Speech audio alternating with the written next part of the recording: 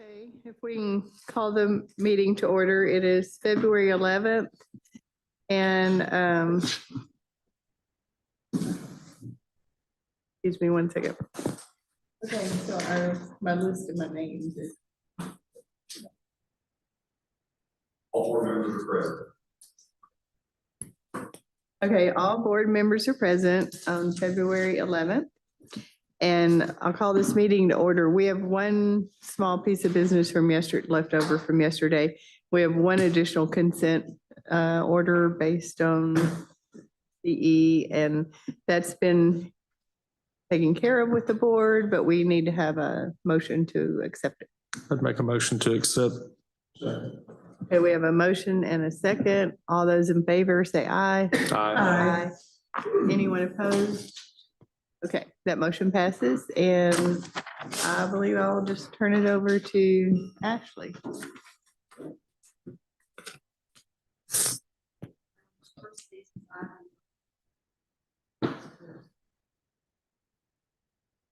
Okay. Good morning, board members. My name is David Dawson. I'll be serving as hearing officer today. I'm a licensed attorney in Arkansas. We're before the Arkansas State Board of Pharmacy in the matter of Ivy Moore, case number 2025-068. It's 9:04 a.m. and today's date is Wednesday, February 11th, 2026. The hearing is being held at the Arkansas State Board of Pharmacy office at 322 South Main, Suite 600, Little Rock, Arkansas. Will the respondent please introduce themselves?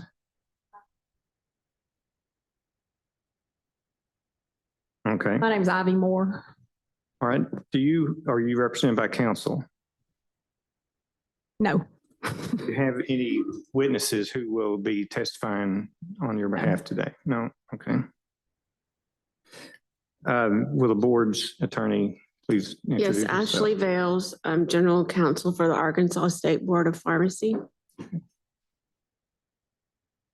Thank you. I'll take judicial notice of the statutes and rules governing this proceeding. These are included in the statutes and rules publication that's posted on the board's website, including but not limited to the Pharmacy Practice Act, the Board of Pharmacy Rules, and the Arkansas Administrative Procedures Act.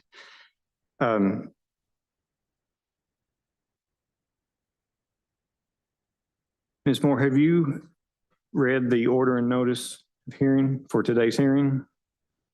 Yes. Okay. And are there any of the allegations that you disagree with? Yes. Are there any that you agree with? I just want to sometimes a respondent will agree to part of the allegations and disagree to just a portion of it. I do agree with some. Okay. Would you explain what you do agree with? Well, let's see.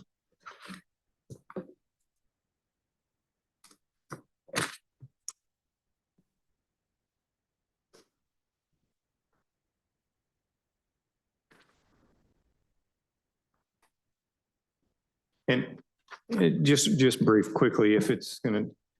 You Well, could, on yeah. incomplete compounding records, I do agree with that. I was not fully aware of the USP 795 standards. Okay. I do agree with that. All right. But you disagree with the remaining? Let me see what allegations? else there was. I guess A1 you would probably agree with, that you're a pharmacist and licensed. Well, I guess we can talk about the rest if you'd like, but Right. Yes, I agree that I'm a pharmacist and subject to jurisdiction of the board. Yes. Failed to appropriately label anticipatory product. Yes, there was one that was not labeled. Let's see. All right. I didn't want to get too much into the weeds because it'll come out in the testimony, but I just think wanted, that's if much there it. was a broad area that you could agree to, then we could focus on the areas where you Yes. disagree. Okay. Have you ever appeared before the board for administrative hearing before? Have been before the board when I think it was in 93 or 94, right after I'd been out of school. I started working at Wilson Bearden, and it was over that class 5 cough syrup that you could sign for. Right. And We don't need to know So- the reason. I was just wondering if you understood the process we're I going to do do today. understand the process. Okay. It is an informal process. What will happen is we'll start out and there's an opportunity for the parties to make an opening statement. We usually ask that the parties waive their opening statement because you're going to be giving the same information during your testimony anyway. I do have and- something I wanted to read if I could read an opening statement, but I don't have to. Well, can you read that when it comes your turn to Yes. testify? Yes. We can do it Okay. then. That way we're not doing it twice. Okay. Ms. Fales will start out and she'll put on her witnesses. And after she asks questions, you'll have an opportunity to cross-examine and ask them questions. And then the board will have an opportunity to ask any questions they have. And once all the questions are done with that witness, we'll move to the next witness. Once she's finished with everything, then we'll go to you and you'll be your own witness, your only witness today. Yes. Then you'll be able to testify and present everything you need to say at that time. Okay.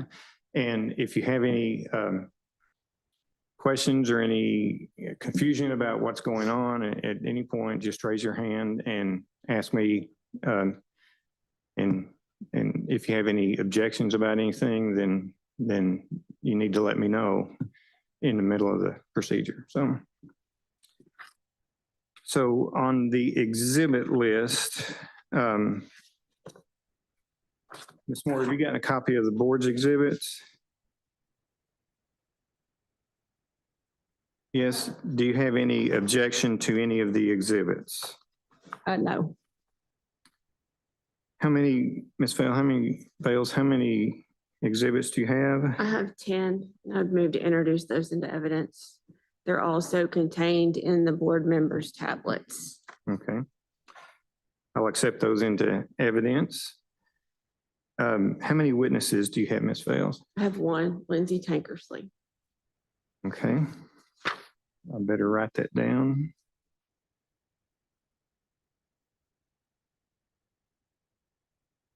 Okay. And Ms. Moore, do you have any exhibits? I do have a picture of our scale that it was in the allegation that I didn't have a scale. So I have a picture of the scale, but that's all I have.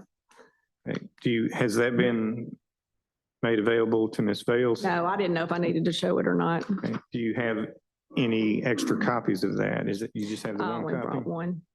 We can accommodate that. Okay.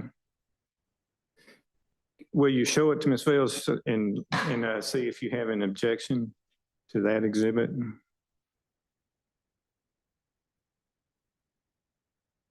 I have no objection. I'll have questions about it, but no objection. Thank you. That'll be admitted as respondents exhibit number 1.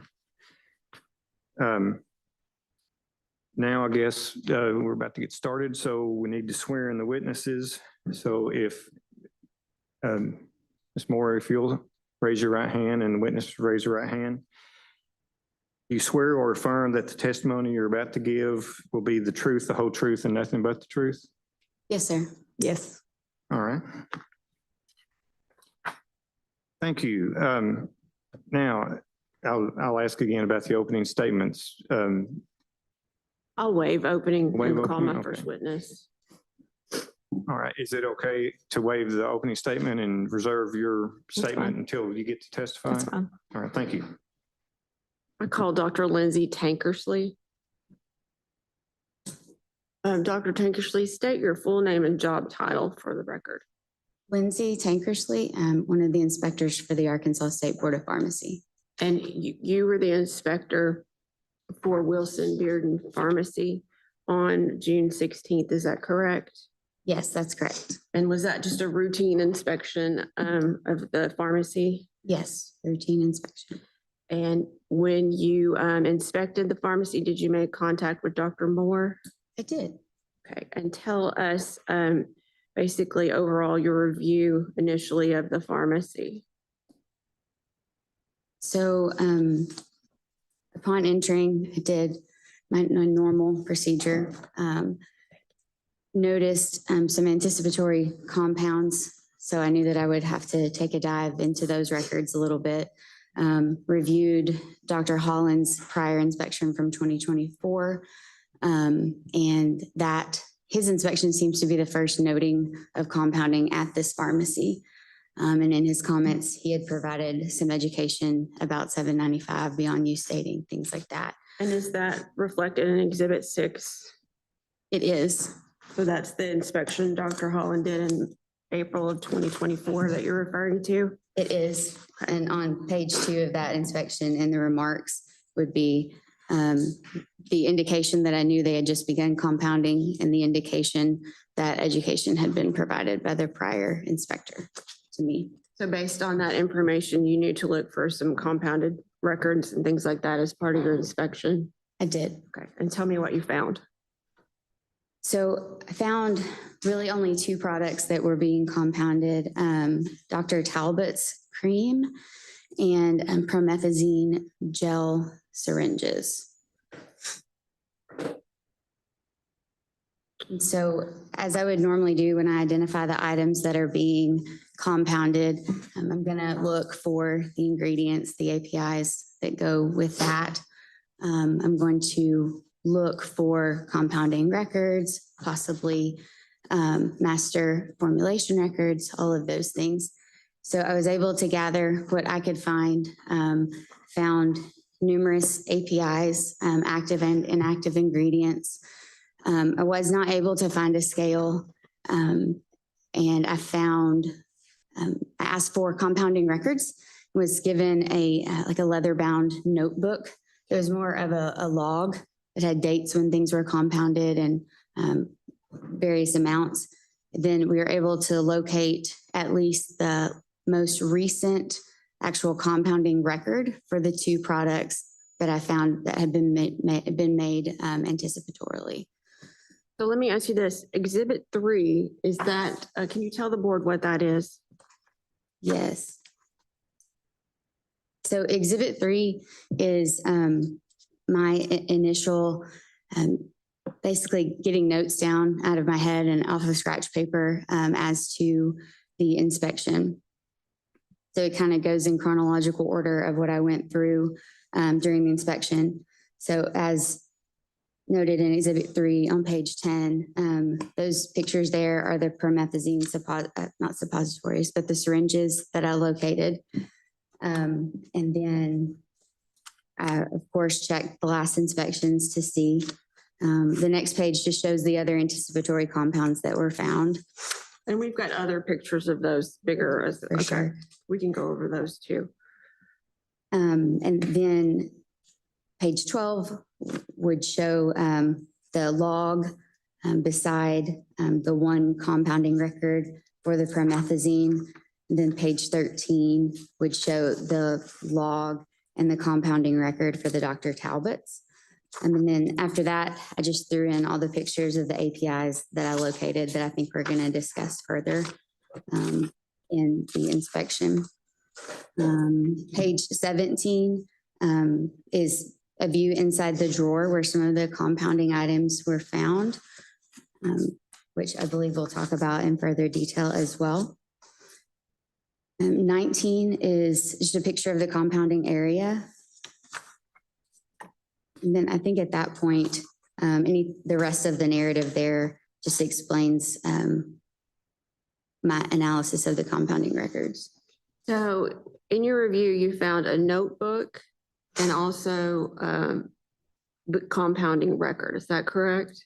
I found a notebook that documented the times that those 2 items had been compounded for a number of years. It would not suffice on its own as a compounding record, as it's missing many aspects. And I said, to supplement this and to try to come up with a full record, could you please produce for me the compounding records that would have been for the instances these were made? And the one we were able to produce was the most recent production of each of those 2 items. So I Okay, put those two together to try to form the most complete compounding record I could find upon inspection, to then use that to analyze the compounding. and there's an example of that in our book, is it? On page, in exhibit 4, pages 33 and 34. 33 is the Dr. Talbot's most recent compounding, with the log on the left and the compounding record that was provided on the right. Page 34 is, forgive me, 33 is the promethazine gel. 34 is the Dr. Talbot's, with the notebook and the compounding record that was provided. So those are the source documents I used to analyze the compounding. So looking at page 33, that record that you have the notebook and the record, what, in your review, did you see missing from these records and logs?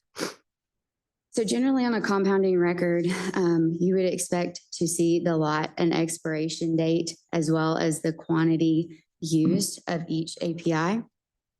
The table on the right does list the name of each ingredient. It does have the dose and strength of the items that would require as such. It does list the lot. The expiration dates and the quantity used are missing from those records. And to what is of note on the compounding log on the left, the promethazine gel syringes were assigned a BUD on that page, which is required, but the BUD assigned is for a year, which exceeds the dating for 795 for these types of products. Okay, and what is Dr. Talbot's, or sorry, the promethazine gel, for the record, what is that used for? Promethazine gel is typically used in patients who have extreme nausea, and that can be caused by many ailments or conditions. Most notably, cancer patients use it because when you're that nauseous, if you take something orally, you may then vomit it back up. So it is a good delivery method for those types of patients. Okay, and then the next record that you pieced together was page 34 of the record, is that correct? Yes.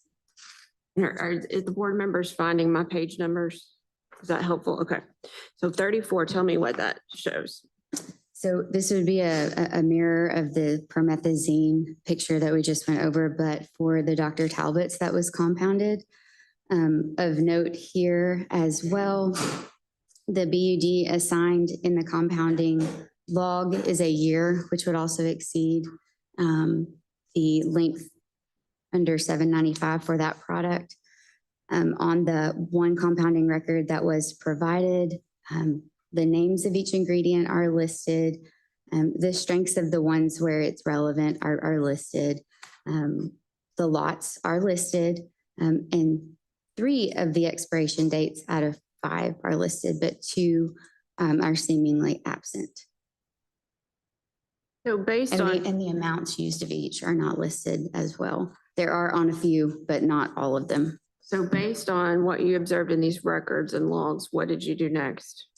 So at this point, as I do with any of them, I'm going to look at a log and then I want to find those products in their stock of compounding items. I want to make sure that they are, they're proper to be used. So I'll just kind of go through that on one of them. I'll just kind of take you through what I would do as my process. So with the promethazine gel syringes, for instance, the first item is the promethazine powder. So when I opened the drawer that contained compounding ingredients first, if you go to page 37 of Exhibit 4, inside the drawer, I found an envelope, as you see there, that states all 0.75 to make 15 grams. And the next page, Bates number 38, will show you what's inside that envelope, which appeared to me to be folded pieces of paper. The next page, 39, I opened up one of those folded pieces of paper, which appeared to be discarded printer paper, and they contained powder. So much like a sachet or BC powder is what I would, equate it to. Did that concern you? It did concern me. Promethazine powder, API, is normally housed in a glass amber vial. It's done so for reasons. The glass is to prevent any leaching or deterioration of the product, as well as the amber colored vial is to protect it from any light that could affect it. So yes, that did cause me concern. Okay. As well as the paper sachet it's that in and of itself is not common practice. All right, and then what did you find next after the sachets? So then to go into those ingredients specifically. So the ingredients that went in the promethazine gel start on page 54. Those would be the pictures there. The Polox gel, which is part of what makes a gel when you compound. If you look there, the article number, which would be equivalent to a lot, is 805122, which does match what is on the compounding record provided. So I did identify this is what's being used, so that's great. If you look at the next page on 55, that bottle had an expiration date of 10/2/2021. With this inspection occurring in 2025, that poses an issue. The next picture on 55 would be the promethazine powder, which would be the active ingredient in this compound. The first picture there on 56 shows an expiration date of 8/17/2019. And then page 57 shows the lot. I do have a clearer picture of that further on, but I did confirm that that was the lot that was listed in that compounding record. The next one on 58 used in that compound is the Lipoil. And there you see the lot number 801408, which is also what is listed on that compounding record. Next page shows an expiration date of 6/18/2014 for that product. Again, with this compounding or this inspection taking place in 2025, that did cause me major concern.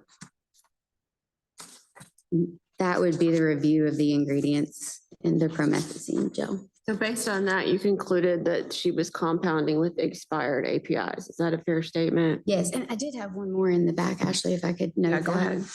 ahead. Page 65 shows the propylene glycol that was used. I can locate an expiration date on that, but it was manufactured and packaged by Paddock, which was bought by Perigo, I believe in 2011. So that would mean that that packaging had occurred prior to that, I would assume. That would also be an expired Yes. ingredient. Okay. All right, do you want to turn to the next compounded material you were concerned about? Sure. So then I did the same type of review with the Dr. Talbot's. That compounding record with the corresponding notebook is on page 34. Yes, sir. 34. And the pictures of those active ingredients begin on page 46. First, we see the boric acid that goes into that compound. The second page shows the expiration date there of 3/19/2022. The next page shows the lot number 1IJ0213 for that boric acid, which is what is listed in that compounding record. The next ingredient in the Dr. Talbot's is Peruvian balsam. The lot is on the next page, which I did confirm that is what is found in the compounding record that was provided. The expiration date here is 6/18/2025, which would be a date that would occur before the BUD assigned to that product in the compounding record. The next one is the lanolin that was present in that compounding record, which it is in date and all good. And that would conclude that part.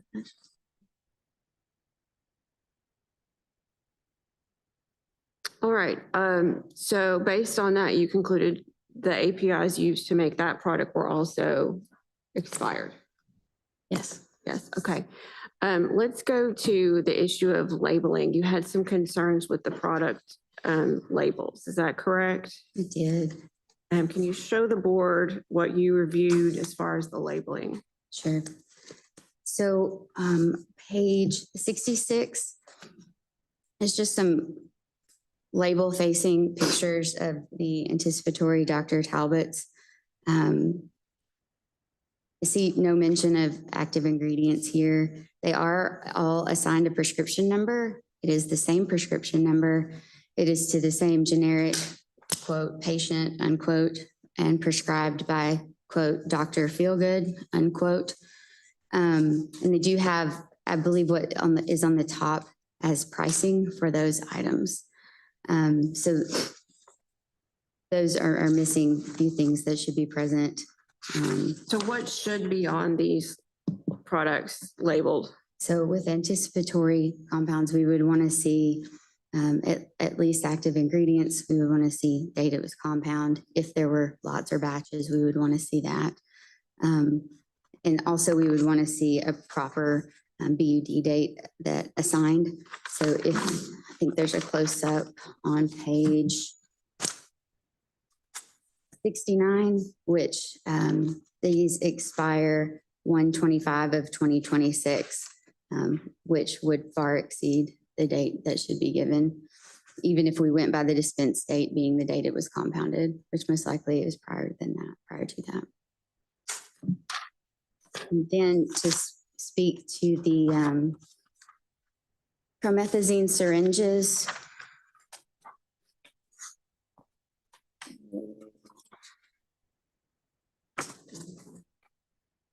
Start on page 85, or yes. So the initial indication that there was compounding occurring at the pharmacy was this styrofoam cup containing individual syringes that drew my attention.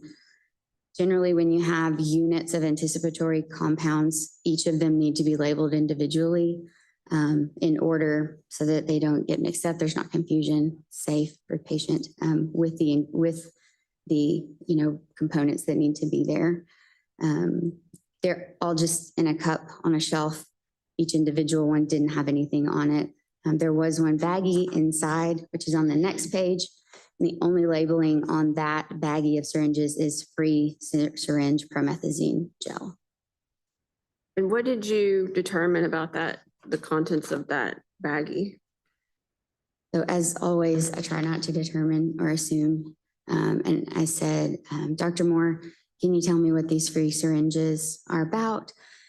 And their reply was to the effect of sometimes they don't go into gel correctly. So those are the ones that are kind of subpar, and I will dispense those with proper ones to patients. And that, You're okay. The answer was, these are the ones that don't quite go into gel correctly. The formulation doesn't come out like it should.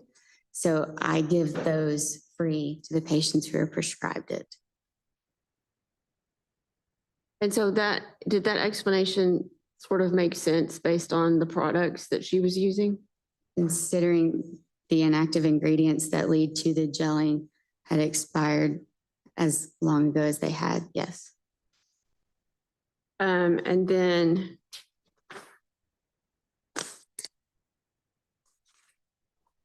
anything really else it. you want to talk about with regard to those syringes?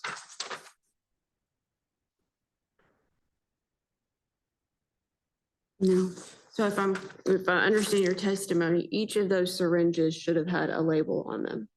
each unit of anticipatory compounding should be labeled. It's in order, because you could, if you were compounding multiple strengths of that gel, and they were all in the same, box or bin or bag, they could easily be, separated, and then you wouldn't know which one was which. So each USP 795 is descriptive in each item individually being labeled. And we do have dispensing records of these products, correct? We do.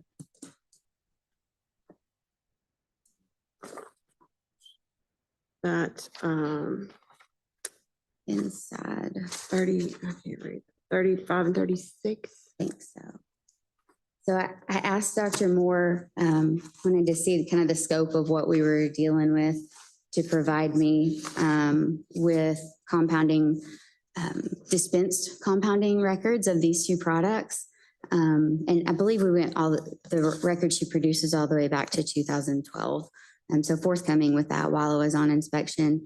But there were 51 of the Dr. Talbots sold in that time period. And there were 56 of the promethazine gels.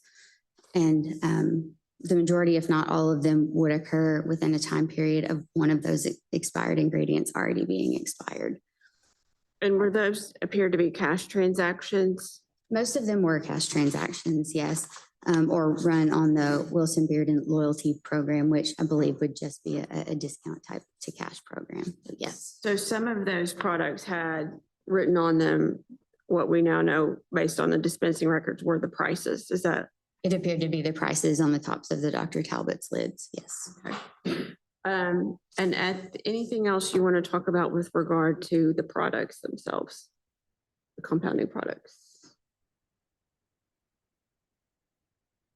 No, Okay.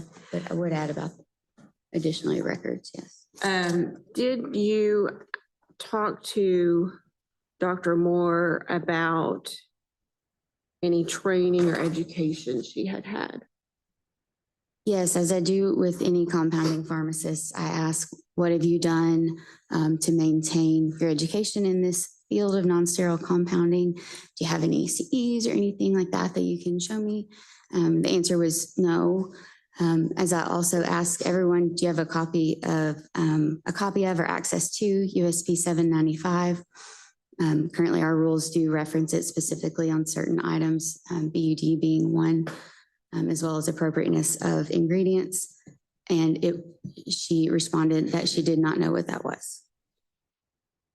All right. And so when you got back to the office to sort of make sure that you had memorialized everything, you had prepared the narrative that's in Exhibit 3, correct? Yes, ma'am, And that narrative is consistent with your testimony today? it is.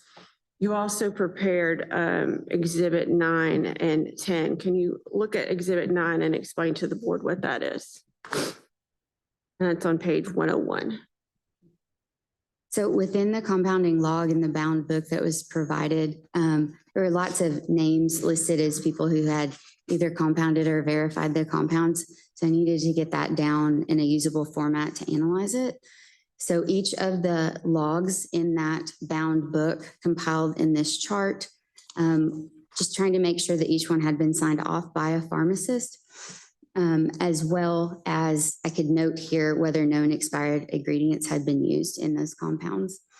And it was identified there were 5 instances in that bound book where a pharmacist had in fact not signed.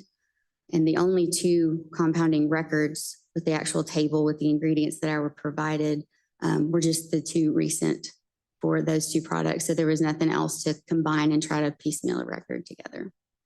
So once you got back and reviewed this, you determined that there were some products that were dispensed that were not reviewed by a pharmacist, correct? The batches compounded were Batches, not. yes, sorry.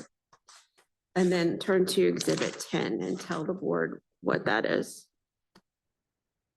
Would. Sure. So Exhibit 10 is a table listing the ingredients used. It's basically a summary of those 2 compounding records that we went over in detail, listing the manufacturer, lot, or article number, as well as the expiration date. All right, and the next page is part of that table as well, correct? Page 13, or no, 103, sorry. 103 is the end. 103 is the end of the prior table. Okay. All right, anything else you want to add with regard to your inspection of Wilson Bearden? Nothing else. All right, pass the witness. Thank you, Dr. Moore. Do you have any questions for Dr. Tankersley? Board members, do you have any questions? Explain to me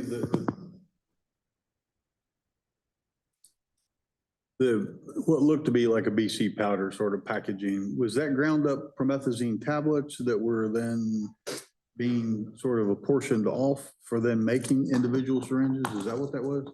It was promethazine, it was reported to me as promethazine powder that had been measured from that API bottle that I identified and then placed in that carrier as a convenience for making it. Do you typically find that that is an acceptable method to use like printer paper instead of like a, Never. okay. And what was the date of your inspection? Date was June 16th of 2025. And how many total prescriptions for each were affected that were, 51 and 56, so 107. but that's what I made note of. Thank you.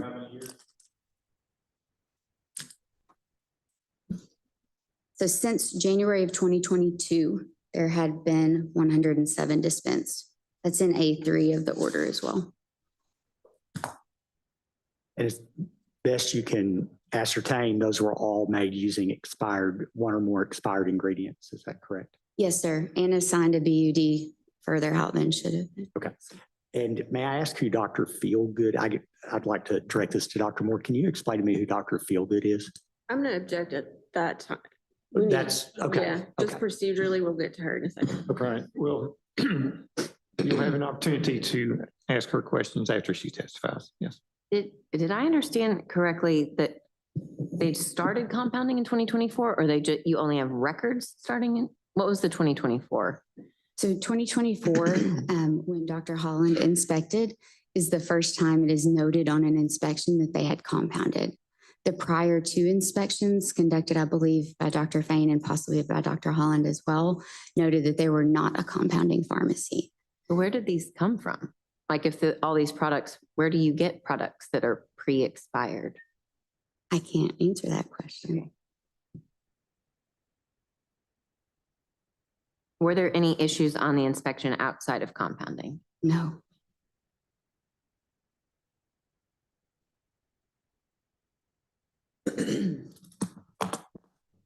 Any, any further questions from the board? Any follow-up questions? I did have one more question, I'm sorry. Yes. Were there valid prescriptions for these? Like were the actual prescription records valid? Were there, I did not get that far. okay, so we don't know. I mean, I know that they were dispensed. You don't But know I if there did was like not a look at hard hard copy? copies. Okay. Try to be efficient.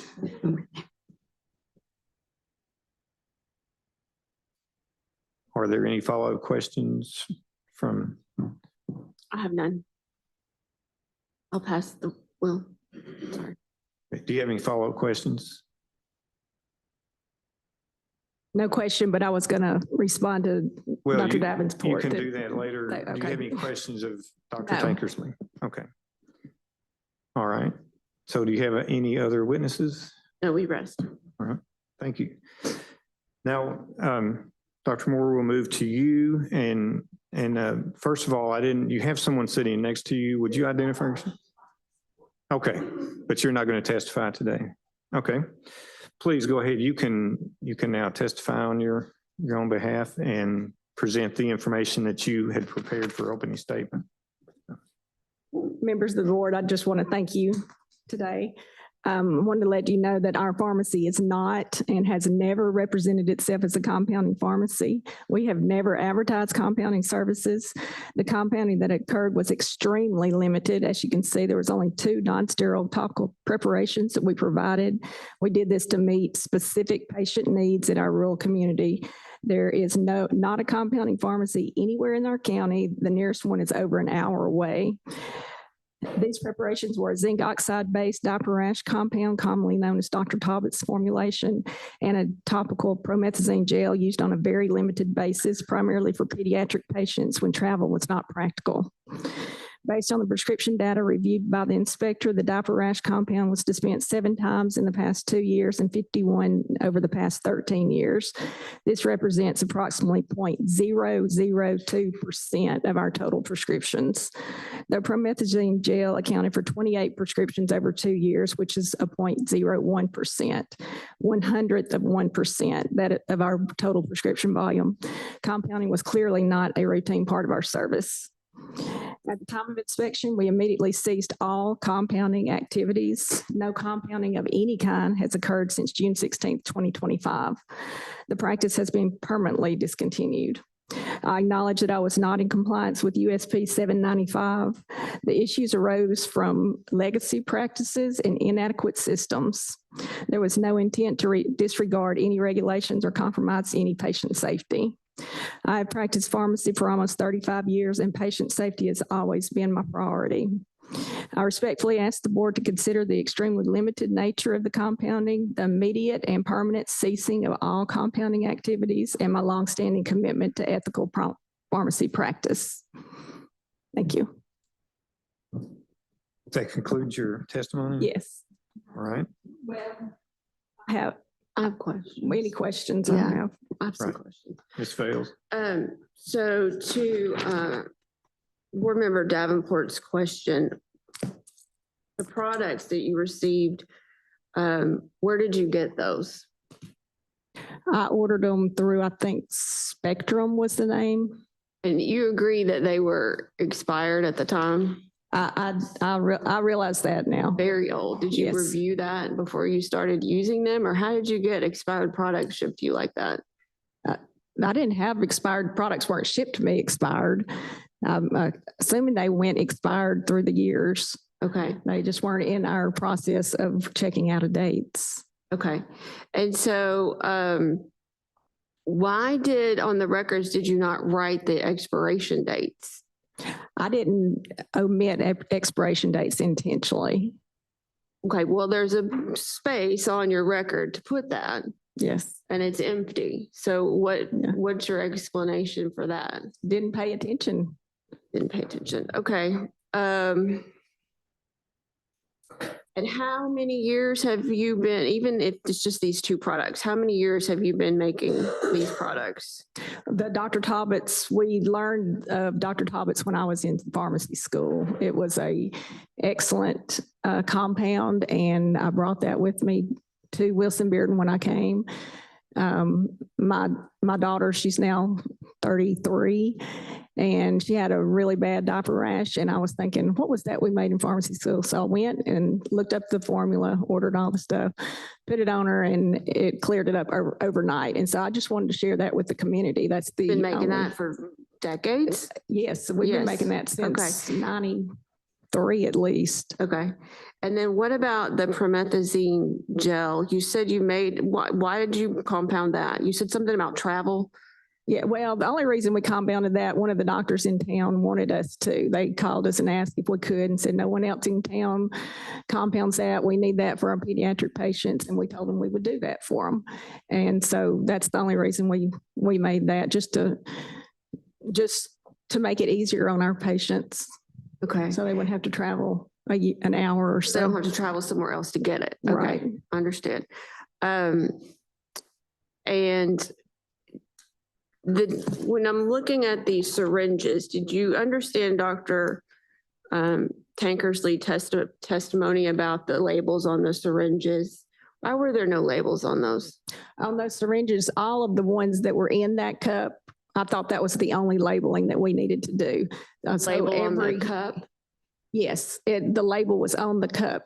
You Um, wrote on the cup what it was? Yes, and everything in there was made at the exact same day. So there was absolutely no way that it could have been a mix up on the batch or anything. Well, If that's what you're talking about, the Yeah, let's- promethazine. let's look at the page. Where's that?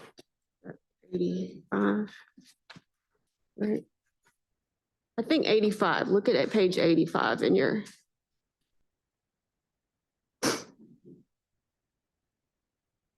So is that cup and the writing on that, that's what you're calling a label?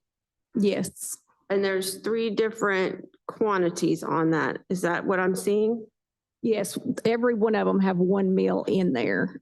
That, Okay. that was just in case the doctor called in and said they wanted the patient to get 12.5 milligrams, then we would know to use 0.25 mils of the 1 meal syringe, but they were all 1 meal syringes. Okay. So writing on that cup was the That label was, for that. that was how we identified what was in there. Okay. And since we're on the subject, the syringes, tell me what the reason was for these free syringes. So free, it sounds like it's free to the general public. You have to have a legitimate prescription, of course. So in the process of drawing up the syringes, the Polox gel comes as a liquid in the refrigerator. And as you draw it up, it's just a significant amount of bubbles in there. And so I just didn't feel it appropriate to charge for those. And so someone came in and wanted 2, or maybe the doctor called in 6 and they bought 2 of them, I would give them one of those and counsel on the amount of bubbles in there. Okay. But they're, Did them not gelling upright, I guess that's not the right term, but because they didn't gel, did that cause you any concern? Were you worried about why they weren't doing that right? oh, no, I wasn't worried about it. You have to pull up the syringes within about 30 seconds. You don't have a very long time period at all. It goes from a liquid to a gel that fast. And so you have to pull them up very fast. There's so many bubbles in the last couple that you pull up. And I just couldn't make myself throw them away because I knew someone could get good out of them.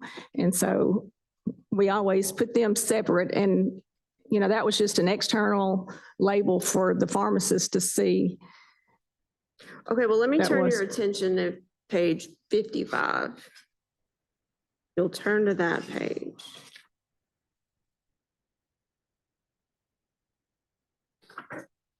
Tell me what that product is. Now, that's the gel that we keep in the refrigerator. She asked me, But that shows an expiration date of October 2nd, 2021, correct? yes, Okay, so you're using that gel, it's expired. Would you agree with that? yes, but the day we got it in, you had 30 seconds to draw it up. That's why I knew this was good. I didn't pay any attention to the expiration date. Okay. It was a carrier and it gelled up, and that was its job. So when you look at your record, and that's back on page 33.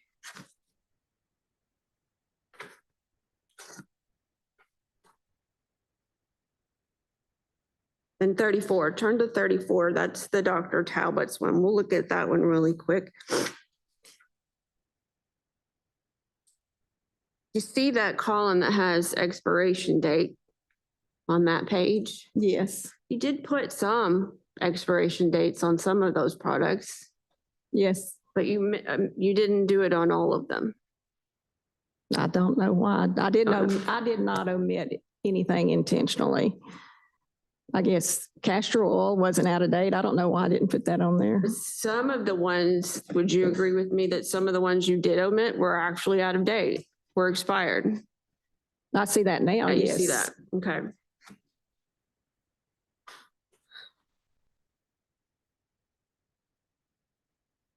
And why did you, let's go to the labeling of the Dr. Talbot's.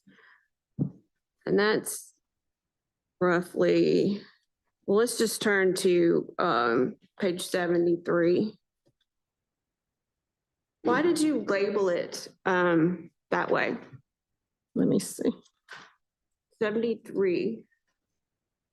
So that is not a final label. That is the label when we make a batch, that is to label what is in the container.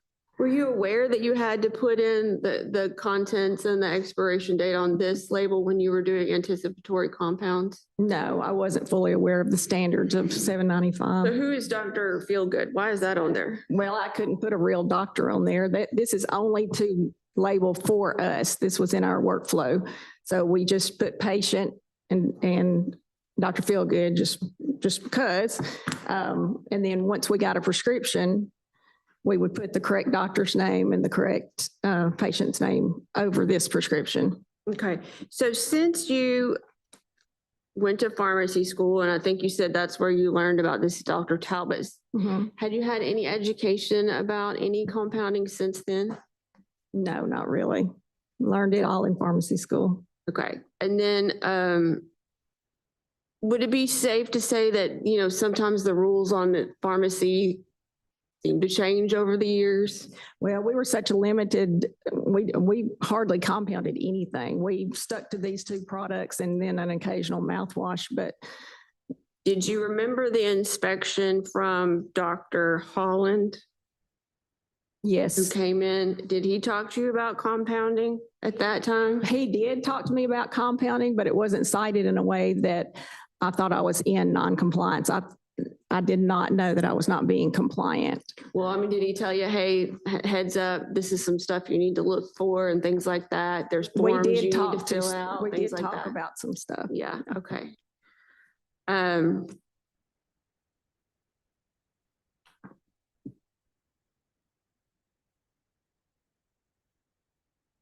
I can't read it. But you can read, let's see. His inspection is Exhibit 6 from April 5th, 2024, and it starts on page 95. But let's look at page 96.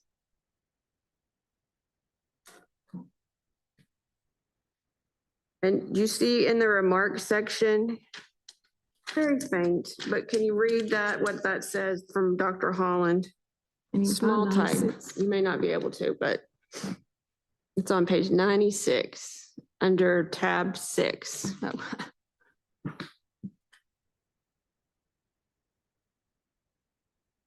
Six. If you go to that second page. Return EUA, Yeah, Paxlovid. number 2. What does that number one 2. say? I have cataracts. Let me see. Minimal compounding, must maintain compounding log, example scent. RX label must indicate compounded preparation and include beyond use date, BUD, assign conservative BUD in compliance with USP 795. So he kind of told you what, kind of laid that out for you a little bit He there. laid that out, and as you can see, it says sample scent. I wasn't even gonna bring it up, but when he came in and we talked about this, we did not go into it in depth. I did not know I was cited to be in non-compliance. Well, no, I He mean, number told- 2 doesn't say, it's just a remark. So it just Right. says, here's the He- things you need to be working on. Exactly, and he Did you, said. well, let me ask you this. Did you look at any of those? Like he's got 795 on there. Oh, he said that he was gonna send me a sample. Well, okay, And- but 795 is not a sample. I'm asking you about that right now. Okay, he did talk about 795. But Did you No. research that? No, I did not. And then when Dr. Tankersley asked you about that, I never got this sheet. well, it's not about the sheet. He The- mentioned 795 and And did you, but you didn't, when they're there, well, I'm not it's trying to nerve-wracking. trick you. I Let know. me just ask you this. Did you, after Dr. Holland left, did you look into what 795 was? No, Okay. no, I All right, did that's not. all the questions I have. Any questions from board members? I'm still a little unclear. So when did you start compounding? Well, we just did a little bit. When I got out of pharmacy school, they were compounding at that store, just a little, Okay, so that would account for where the accumulation of the expired ingredients came from. Yes, they didn't come in expired. Okay. Now, did I hear you say that you did not read the inspection report that was given to you by Dr. Holland? So in 2024, he came in and we were talking about compounding and I knew there were some issues, but I did not know they were major issues. I thought we just were talking about it. And he said he would send this. His email was not working that day.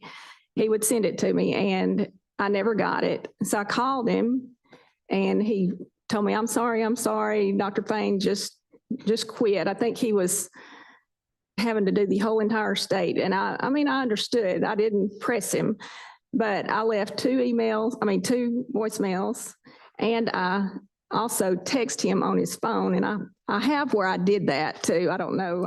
I didn't even want to say it because I know it was my responsibility to look up 795, but it wasn't made clear to me in a way that I needed to do anything else. When he was there, I did sign this, but I never saw it.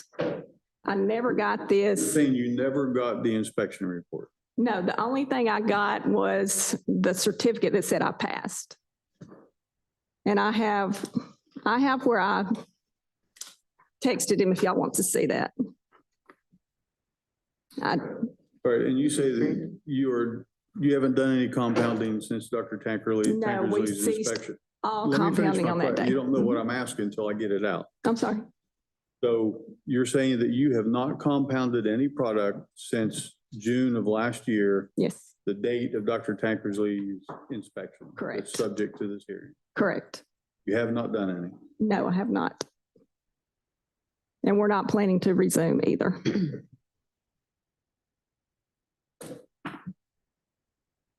So it's not necessary for USP 795 to know not to dispense expired products. I was not aware that they were expired. They were not in our routine of checking expiration dates. I know I mixed it up. I should have looked on there. I did not. So do you dispense on the Joxin tablets without looking at to see if they're in date or not? I mean, or do you Well, not go through? we go through our Okay, let me shelves. We can't talk over top of each other. I'm sorry. Do you not go through your stock routinely and pull expired drugs off the shelf? Or are you in a habit of just dispensing whatever's on the shelf? We do. We have a Do system. what?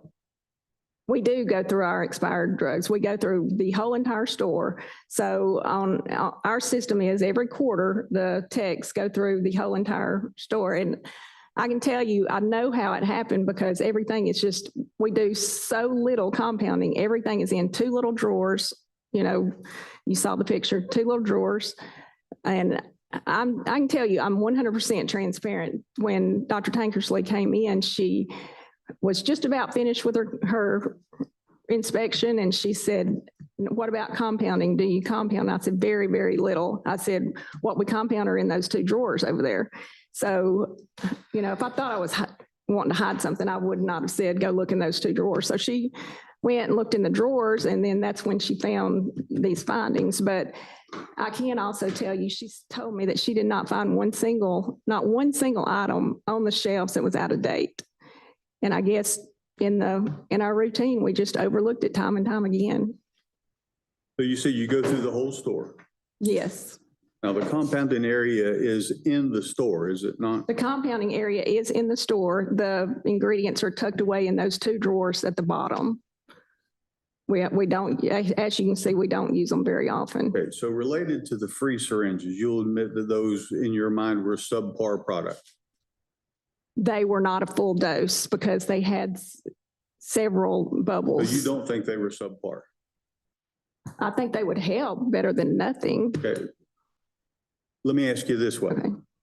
If you had a bottle of the Joxin on the shelf and you started to pour some out and you noticed that there were some tablets that were broken in half, and would you put those, if you had a patient who came in for a prescription, would you separately put those in a bottle Of and say, course. here are a bunch of half tablets. If you put two of those halves together, that'll make a whole dose. It's not quite exactly as par as I'd like for it to be, but I think it'll help you. Would you do that? I would not do that. That's treating, You do that for a compounded prescription item. because that is treating heart issues. This is a ProMeth just treating nausea. When we're not Change the sample. Would you Okay. take tablets of ibuprofen that are split in half? And would you give those? That's not for a heart condition. That's just for a little bit of pain. right. So would you give broken half? I wouldn't sell that. No, I would not, Why? because that's just not right. It's kind of like how I had those labeled. Okay, That's, so how is this different from syringes that in your mind are not sufficiently Well, it's kind of like if I had two broken ibuprofen, I would give them that, but I would not charge them for that. It's kind of like what I'm doing here. I just could not. That's why it was an internal marker just for the pharmacists that they were free because they weren't a full dose. So I did not. Dispense broken tablets that clearly are demonstrating friability problems, and you would dispense those. You realize that would be adulterated, right? No, right.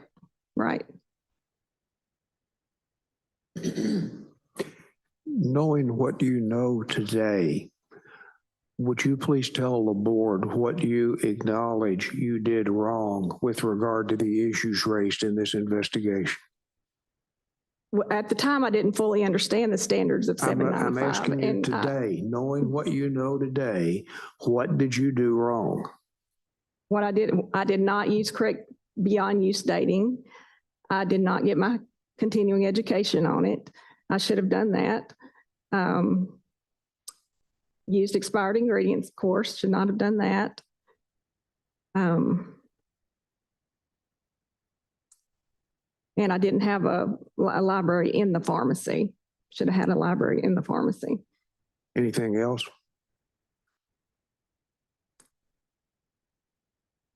Not that I know of. Okay, given that, what would you propose the board do with regard to the action involving this case? Well, I would hope that they would take into account the extremely limited liability or the limited nature of the compounding and the knowledge that I completely and permanently ceased all compounding. And I've been in it for 30 years and patient safety has always been my goal. So I would hope that they would take that into account and let me go home. And basically take no further action? I mean, I know something has to be done. Well, what do you suggest? Well, I would hope that I know it's going to be a fine, I'm sure, but I would hope it would be a non-discriminatory fine, disciplinary fine. Anything else? Okay, thank you. Thank you. Any other questions from board members? I have a few questions. Okay. Yes. Did the Dr. Feelgood, Mhm. Dr. Talbot's Mhm. product, was that ever dispensed over the counter? No, we had to get the doctor to call it in. Okay, so it always had a prescription. That Dr. Feelgood label was only to identify what was in the bottle. Okay, all right. He was not a real doctor. Okay, and we've had a few questions in regard to the source of the ingredients. And you said you started working at this pharmacy. What year was it? 1990? 92. Okay. So would you say it's reasonable to assume that those products were purchased from those companies and arrived to you with appropriate expiration dates and were just kept on the shelf until you ran out of them instead of being discarded Correct. appropriately? Okay. Correct. So that means every time that you made one of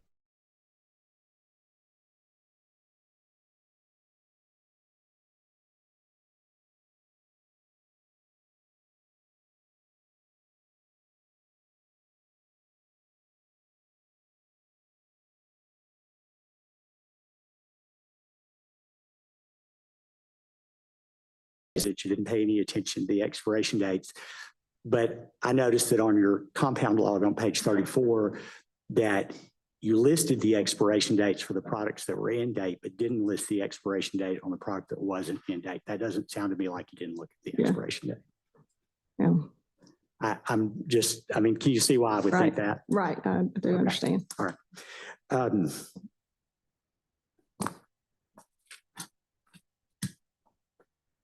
the free syringes Mhm. on the promethazine gel.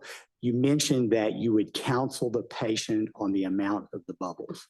Can you Mhm. tell me how you do that accurately? Well, so when we do this so little, we did not even know how to run it on insurance or anything. And so they would pay $9 for one syringe. Most people, the doctor would call in probably 12 syringes at a time. Most people would only buy one or two. That would usually get you, if you bought one syringe, you would get 2 doses. And I would just counsel them this and just give them that extra one and tell them, now this is not going to be a full dose. Use that last and it'll be better than nothing. I mean, I know that is not right, but in my mind at the time it was, but when I look back, I know it wasn't. Okay. And so would you consider that dosing accurate? No, it was not accurate dose. Okay. And I let them know that it was not an accurate dose. It was, But you dispensed it anyway? yes, I gave it to them. Yes. Okay. Well, I'm going to also ask you about keeping yourself current in regard to your practice. Mhm. Did you ever think you might want to take a look at what was happening with compounding, particularly after you had the visit from Dr. Holland? I know you said you didn't get the report, but you had the conversation. In hindsight, I definitely should have gotten CE in compounding, but I don't know.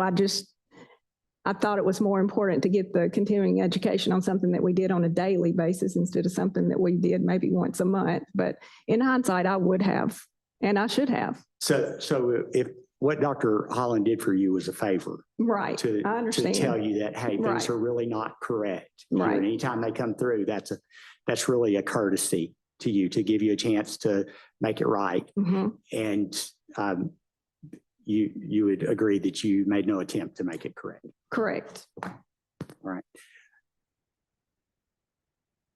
That's all. Thank you. One. Yes.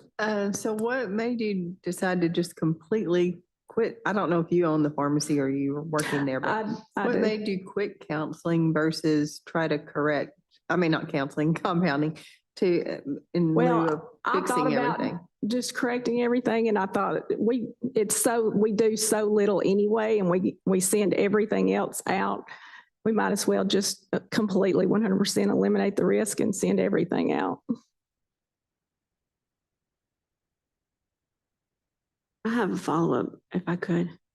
Yes, are the board members, any other questions from the board? Thank you. I have a follow-up based on what Dr. Fouché asked you about the Dr. Feelgood. When I look at your dispensing record, and it's on page 35 behind tab number 4.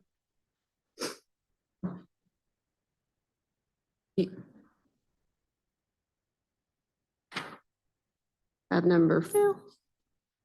I don't have anything behind 4. Let me show you. Yes. Is that your dispensing record? Yes. And I see as the prescriber, Dr. Feelgood. You see that in the last column? No, I do not see that. It's very small. I did not think we dispensed anything with Feel Good. We required a prescription, but Okay. it looks like someone did. Okay. That's all I have. Any further questions? Dr. Moore, do you have anything else to present? No, sir. All right. Now we'll move on to closing statements if no one else has any other witness or evidence to present. And we'll begin with Ms. Fales. Just briefly, I think this situation speaks for itself.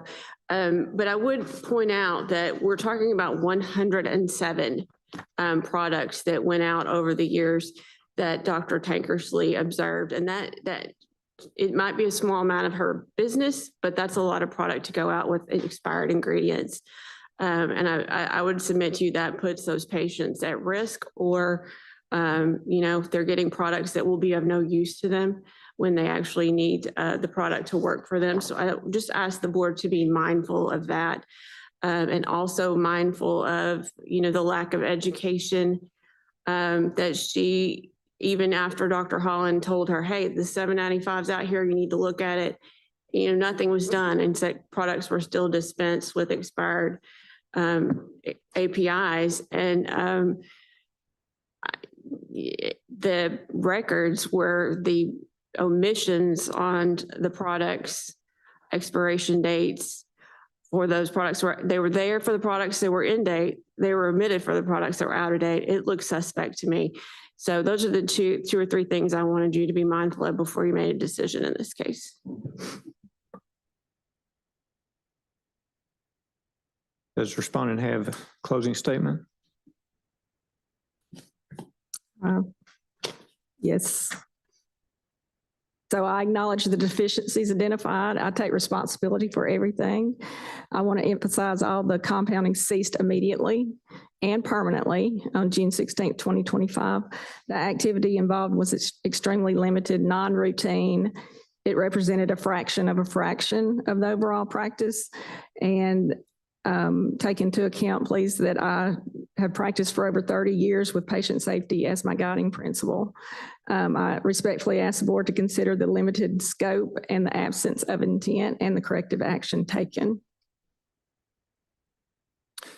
Thank you. The testimony and presentation of evidence is now complete. We'll move on to deliberations. While the board is in deliberation, there will be no further input from anyone. You may stay and stay seated and listen to the deliberation, or you may step out. If you do step out, please don't go far because we'll call you back when the board has reached a decision. Now I'll turn it over to the board president for deliberation. Okay, so we've asked. We're off record now, right? Yes. I didn't know you go off record for deliberation. Okay, so we're off record. And if there's any other information the board may need during deliberation, we'll have to come back on record. So.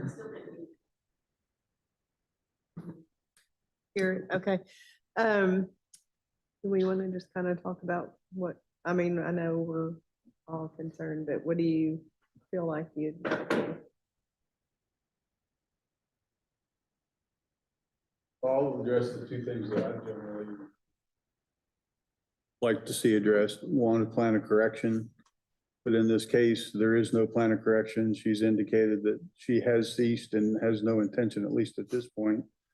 So plan of correction would be write us a letter specifically acknowledging that she has ceased compounding as of June of last year and that she has no intention of doing it and that she would not be permitted to do compounding unless she completes a specific non-sterile compounding course and CE on USP standards. So we're talking 20, 30 hours of continuing education. I do think, however, that some of these things relate to just general good pharmacy practice. And so whether you're doing compounding or not, you at least need to be knowledgeable. So I would want to see about 10 hours of continuing education, half of that on compounding in general, and half of that on medication errors. And I don't know that I can see my way for this to be non-disciplinary.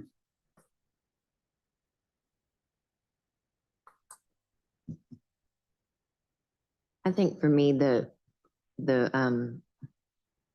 noting the expiration date of in-date items and not out-of-date items, it's very difficult for me to think that that was happenstance.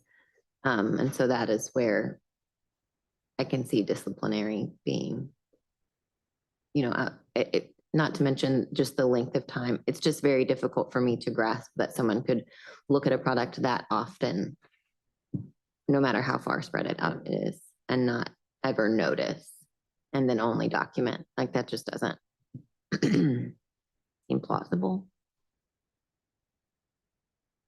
We're on this side, Lynn, how about you?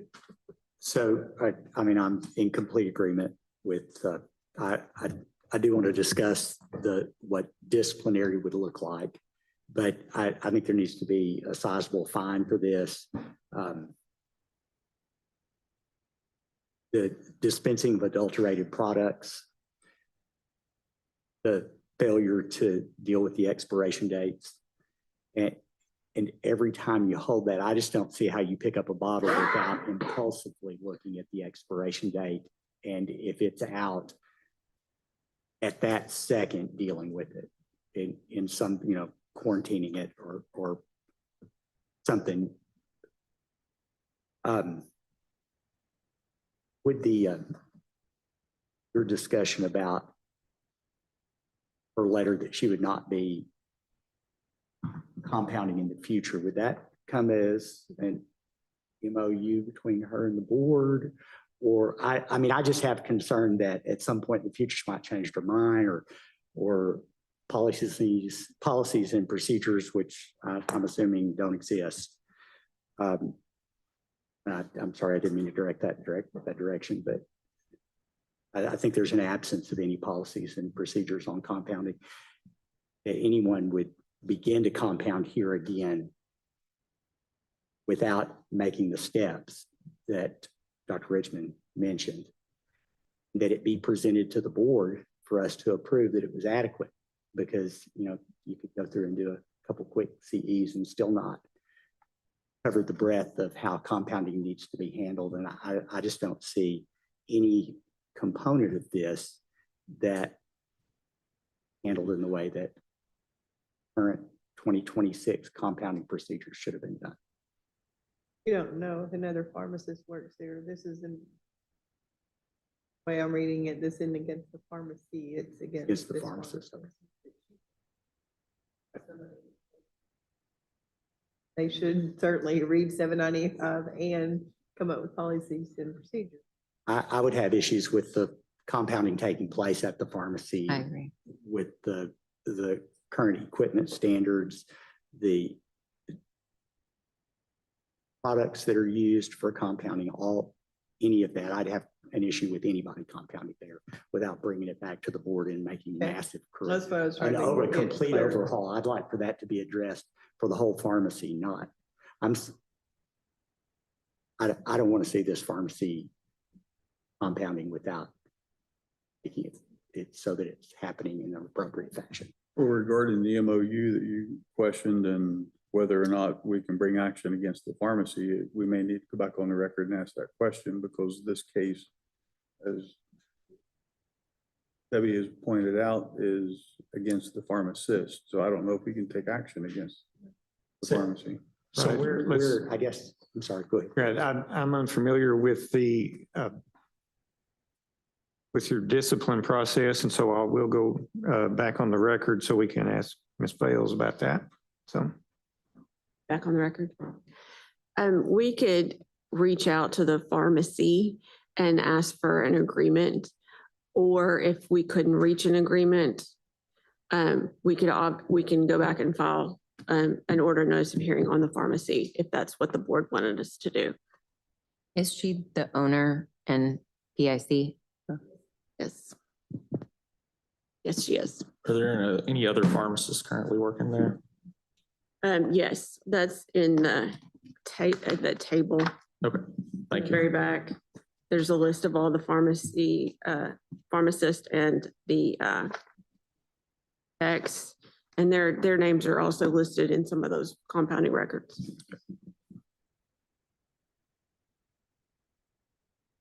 any other questions? Okay, we'll go back off the record and continue deliberation.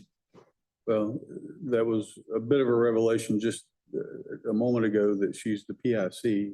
And so I think that we need to take issue with, and there should be some remediation. Maybe need to retake the PIC exam that we, of course, it's open book, but and part of the continuing education be specifically aimed at understanding her duties as a PIC, because as a PIC, she should be familiar with the rules and regulations that govern the practice of pharmacy, including compounding. Whether or not she knew it or not, she should have known it, because she's the one responsible for keeping the pharmacy legal in that regard.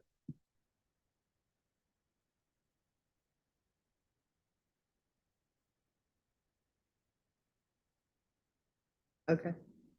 Were you gonna say something else, Matt? I'm sorry. I just wanted to discuss that. I did hear what Ms. Bales said in regard to reaching out to the pharmacy, but I just want to say that this is such a far-reaching practice, how compounding was handled at this location, that I would like for us to do something that says the pharmacy cannot compound, not just Dr. Moore. And I realize she said she ceased that, but she brought up the point of eliminating the risk. And I think that risk does need to be eliminated. I agree completely. You guys have suggestions of how that should be handled most efficiently? I'd love to hear. Same as Harold, I don't have anything to add. I agree with all the comments. We may have to go back on the record to get the answer to what you're asking. I think for me, I would lean towards non-disciplinary. We've had very similar cases over the past couple of years that have a lot of the same elements, and we've not done disciplinary on those. On the comment of a fine being sizable, I think you have to do that relative to the number of prescriptions that we've seen. And so 5 in 2025 before this, less than 20 since Dr. Holland inspected in 2024. So I think, we say sizable, it's relative to that to some extent.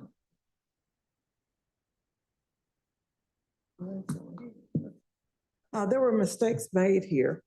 And from the evidence presented here, we saw that the expiration dates that were in date, they were written down. The products that had that were expired were not written down. But going back to small towns and throwing in the towel because you messed up here, but there's still a need for these items to be compounded in the pharmacies. And we're seeing more and more pharmacists say, well, I just won't do it anymore. Make the corrections. We have to deal with what has happened. We have to act on that. But in the future, I would like to see her not give up on that true art of pharmacy. That's part of our art, part of the things that we can do to take care of the public, especially in these small towns. Magnolia's in the southwest corner of Arkansas. And if she doesn't take care of the compounding needs of the community, who will? And this is just simple compounding. It's just like, we cook every day. And then you decide that, well, I'm just not gonna cook anymore because this recipe went bad. Don't give up on the whole thing. Don't throw the towel in. But we do have to take corrective action on what has happened here today. But don't give up on the future that you can continue to do this practice for your patients.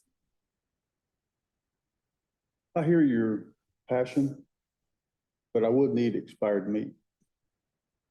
Wouldn't, no. Make the recipe bad. So, And might make me sick. yes. That doesn't mean you never eat again. Yeah. Well, and that's kind of why I asked, why did you decide to not fix it versus just stop it? Because I get it, if you're gonna go before the board, it might be good to say I stopped it, but it might be better to say I've done X, Y, Z, took all these classes, got everything, all my ducks in a row, and can do it properly. Would have shown us something rather than just, I'll just do it. And we haven't acknowledged, but part of this is clearly has to be a financial decision. There's not a huge volume of it, which I assume is why products weren't replaced, And I can honestly see like the heart behind certain things, though it is outside our scope. So it doesn't make it correct, but I honestly think the heart behind the free thing, while wrong, I think there was decent heart motivation behind it. But I guess my question to Lenora would be like, how do you balance that? Like, what is your suggestion? Act on what we've got before us today and then move on from that. Don't give up because the patients that I'm thinking about now are your ones that go to car tie and they need the special mouthwash. And it's just a simple thing that you mix up. The promethazine gel. Of course, now we have ondansetron that we can give to children, but prior to that, we didn't have anything else to give to children. So I am looking at the special needs of the community as fix this now and move on. Don't throw the towel away. Don't throw the baby out with the bath water. But that's her decision as to what she wants to do from there.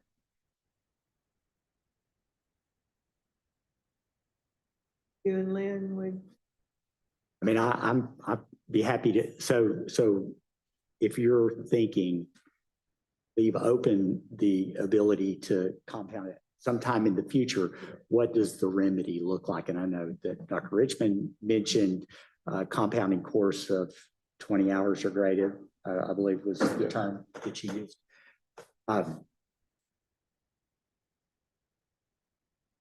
What else do you think should be involved beyond that?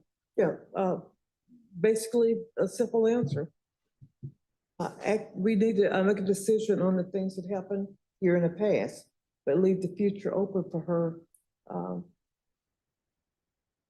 Should she need to supply something to the board? Yes. Say that she's done something to. To come back. And what and if she is not testify. interested in continuing? Well, that's, Like, like I what if say, it's her it's- decision, Right. right? It's her decision only. But if she wants to Mhm. compound, has to talk about. Well, there are proving some it. compounding intensive courses that are anywhere from 20 to 30 hours of CE. I would say a 30-hour program, including CE on USB standards. So incorporate all that in a 30-hour program. That'll work. The other thing we need to discuss all the way down is, Does that need to be for any pharmacist there? We're Or the talking about, like, PIC. Anybody if she who's has a compounding. pharmacist that works for her that wants to take it on, you know, do we want to specify training to Lynn's point and Lenora's point? So if we're wanting to serve the community, maybe she doesn't want to do it, but maybe she has someone under her that does. Does that need to extend to, you know, do they need to do that same appropriate training? I don't know if we can take action against or requirements of another licensee. Are there specific requirements for compounding? If you're a compounding pharmacist, do you have to do a certain amount of CE? Or is it just suggested? It's suggested. Okay. I want to caution us that we may want to say that she could come back to the board and ask for permission to compound in the future. But I think we should avoid setting any requirements to do that now. I think that ought to be a decision of the board in the future as to whether to approve it based on what she's done for continuing education and so forth. Not to say do X, Y, and Z and come back and we'll approve you from compounding again. Well, at this point, we could say, since this case is against her, that we can say that she cannot compound until she has done additional education. But as far as doing it in the pharmacy, that has to be another. Right. I would suggest, though, that if we do that, we say that she can't compound until she comes back to the board, shows us what she's done to be able to justify that, and the board approve it. Rather than us say today, do X, Y, and Z, and you'll get your compounding back. Okay, so that leaves the issue of. Can I just, Sorry, go ahead. I'm not trying to be disagreeable. I don't, she went to school and she's a licensed pharmacist. Non-sterile compounding is not, that should be in the wheelhouse of a graduate from a college of pharmacy. Why would we require her to go back to a 30-hour training program? She needs to understand 795. You can do that by reading the document and doing some CEs. I agree with Lenora. I don't want to discourage people from doing non-sterile compounding. I do think people have to, I understand that it has to be maybe a business decision on, well, if my volumes are low and I've got to put this much money into it, maybe I can't afford to do it. But most of these issues are taken up with good paperwork and not using expired products. I mean, obviously dispensing the stuff with the bubbles, don't need to do that. That just needs to be thrown in the trash and discarded, but I'm hesitant to force someone to go do an intensive training program when, based on my personal experience, it's really about having good SOPs. Obviously, you have to have good technique, but I feel like her training as a pharmacist and any other pharmacist that's worked in her store should be adequate for that. They in turn should be able to train the technicians that are working in that store to do the same tasks. So again, I'm not trying to be disagreeable, but I'm hesitant to, continue down a path where just to do some promethazine gel and some butt balm and things like that, she would have to go to Memphis or something like that to do that training. But I agree with your line of thought. And that's right along Dr. Foucher's line of comment that training and compounding is recommended, not required. I agree, it should be in the wheelhouse of any pharmacist, but if you demonstrated that you can't or aren't going to do that, not only is that going against your practice as a compounding pharmacist, but also goes against your practice as the PIC of the pharmacy, keeping it legal for all rules and regulations, including compounding regs and USP standards. So, I mean, once somebody has proven themselves incapable, or maybe not incapable, but at least not doing things that are required, how can you turn a eye away from it?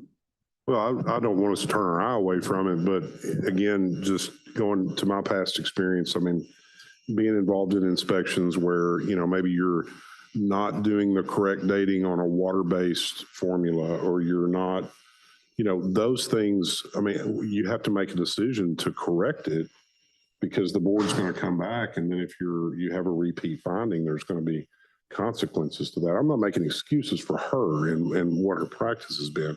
I'm just saying, is this really a technique issue to make a handful of products? Now, if I wanted to start up a compounding thing, I think going to Dallas and doing, PCCA and things like that. But I don't see the need for the There a intensive middle training. ground between a big compounding course and a certain number? I think continuing education, I mean, there's plenty of stuff out there on 795. I'm all Because for I do think like requiring the that. powder and the paper thing, like, should just know seemed like a that little bit of when you're- winging it out That's, there. I mean, to me, that's just negligence. And, Agreed. she knows to use weighing papers and those type of things. Anyway, I don't disagree. I'm just hesitant to set a precedent for every non-sterile compounding thing that comes before the board, where the easiest thing is to do is just to back out. Until Lenore's point, you have a rural area that could really use this service. I just think we got to find a balance there. Well, if we take Harold's approach, then we simply say, You come back and prove it. come back and prove that you're able, and we can leave that to the board staff to determine. So I think we have one, before we really decide what our motion's gonna be. I believe, Clint, if we find the pharmacist fine, it does get reported as disciplinary. So we need to think about that. We've done investigative costs, but does this lend itself to investigative costs when a lot of this, any pharmacist should have known? Maybe you don't know everything about 795, but all these other things are something that somebody should have known. So it's not, maybe it wasn't with intent, but it's not a misfill like an accident. It's kind of how she went about business, so. I'm just saying, for me personally, it's the same thing. I wouldn't feel comfortable though. That's just me. Yeah, well, that's why that's our thing we have to discuss, and we may. Well, there does seem to be intent. I mean, she said that she checks every 3 months, her entire store, the stock for expired drugs. You're texting. Somebody did. Yeah. Her as PSC made sure that was done. Except for compounding. And when you look at the compounding log, the expiration dates were recorded for drugs that were in date, but not recorded for drugs that were out of date. To me, that's intent.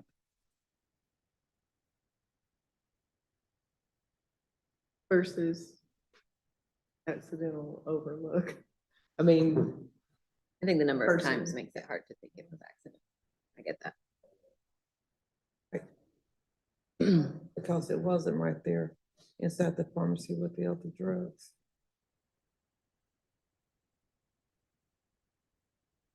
I thought we could do a non-disciplinary fine. I didn't realize that a fine was if you call automatically. it investigative costs. So if you don't want to fine at all for any of those 100, and we can go, when we go back, we can ask that before somebody makes their motion, but seems like I'd always heard if you call investigative costs accidental thing. But if you say 107 instances with X amount for, once it's a fine, it. But, I mean. I think it's for- clear that we could find justification for either one, so we're just gonna have to make a decision. And it may be whoever. I feel like everyone's making a good Well, point. I think we can go back on the record and ask the board, council, what's the recommendation of the board? Based on the findings. You mean the staff? Yeah, staff recommendation. Right. We'll go back on the record. Okay, thank you. Yes, what did I say? Oh, that's right, that's us. Hold on just a minute till the court reporters. Okay, thank you. So ask your question again. What's the recommendation of the board or of the staff regarding whether this is a disciplinary action or a non-disciplinary? Oh, we would say it should be disciplinary. If you do a fine, if you call it a fine, it is disciplinary and it must be reported. If you think that it rises to the level of just investigation costs, then it can be non-disciplinary, but we would recommend a fine and disciplinary action. Well, I would say that we recommend it to be disciplinary action, whether you do a fine and we don't have any, numerical recommendation, I guess, on that. Would that make any difference if, say, some matter happened in the future and she came back before us as far as the board being informed of what had happened today? Well, regardless of what you do, if someone reappears, I think we had this in a prior hearing, if someone reappears on a violation that's been in front of the board, I'm going to now put that on the order of notice of hearing and that will give you guys notice that they've been here before, and also would give the respondent notice that that will be something that we will discuss. So you would I would make sure everybody knew if she hopefully never does, but if she appears again, you will all know, no matter what the outcome is today. So there's no difference then with regard to investigating versus the fine type action. I would submit no, does not. Does a disciplinary action impact her practice at all? In terms of repercussions, Independent business-wise? Pharmacy type. It's going to impact the particular contract she's got. That'll have to be revealed. Anytime you sign a contract, it asks if there's ever been disciplinary action against anyone working at that pharmacy. So that's a permanent going forward component. Could potentially keep her from being able to get a service certain insurances. And then following the line of thinking that Lenore had was what impact would that have on the community as far as services being available and certain insurances being able to be serviced because of that disciplinary action. Do you know if one disciplinary action? I I'm mean, talking anything for has got to be change, so revealed to them. independent. And- Oh, I know it has to be revealed. Do you think that? Do they make their own decisions? Yeah, they're going to make an Okay. independent decision on that. Any other questions while we're on the record for clarification from staff? She did testify that she has been here before when she was asked about the procedure here from the hearing officer. And that's true. And I do have that record. It's from 1994. Are we allowed to ask about it? I can show, I can make an exhibit if you want to look at it. Since you're on the record, you can ask about it. The Mainly respondent just if it is would have the remotely opportunity to related explain. to anything that we're discussing today. I mean, I'm just now looking at it because it is very old and it's not even, it's in paper form, not even in our system necessarily, but I can just, I'll admit it as an exhibit if the board members want to look at it. I think that's the best, cleanest way to do it. I think I would like to see it. Well, actually, I know about it. I was here. When, Let me ask a that, question first. occurred. Could I say anything about it? Before I accept that into evidence, do you have any objection to that? That'll be accepted into evidence as exhibit number 11. I'm sorry, go ahead. Yes, can I speak on that? Am I permitted to? Yes, you can, are you going to make a statement or?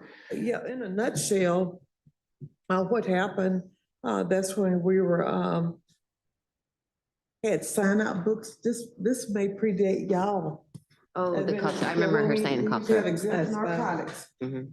And you could go in and sign for stuff like promethazine with codeine. In Magnolia, I would say possibly because of the location of the town. It was an intersection of, I would say 79 and 82. And there were a lot of people that would come through the town and they would go to the different pharmacies and sign for this medication. And basically, it got kind of out of hand, that it became a huge red flag in that area. And so the board was notified and we took action on it. So that's it in a nutshell. I don't think that bears any weight here. Any then. other, It doesn't. any other questions from staff or from the respondent? I assume the order will tell us whether it's disciplinary or non-disciplinary. Yeah, there's a summary there at the end. I think that the order summary, the bottom of the second page, Dr. Richmond. So I think in light of what Dr. Fouché said about the impact on contracts and things of that nature, that piece of information causes me to lean more non-disciplinary. And I think. While we're still on the record, are there any other questions from staff or the respondent? When we can go back off the record for you to discuss. But have you gotten all the information that you need? I think so. We could go out for a minute and then Okay. we could come back on All quickly. right, we'll go back off the record now Can I- for continued Can I say deliberation. something? Can I say something regarding? Yes, we're still on the record. So, I was brand new pharmacist out of pharmacy school and I started, there was 3 older men at the pharmacy. They'd always signed for the Prometh and I don't know, it was Paragoric and a bunch of stuff. And so, I didn't feel like I could say, no, I'm not going to sell to you, but I always made sure that it was timely when they came in. So, I did sign some of those, but usually the men did it, but I mean, Any questions? and every pharmacist in that whole entire town was called. It was, and not just me coming up here, because I was the only one doing it, but I tried not to do it very often. Any questions of the respondent? All right, we'll go back off the record. Board can continue to deliberate.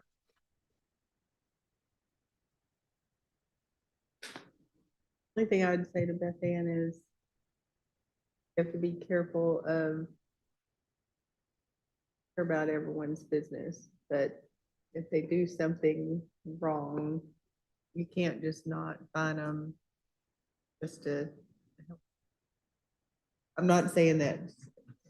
It was the contract in addition to Lenore's, just Right. like the community, not We have to protecting think her of all business. that and not Sure. just say because somebody has to get a contact.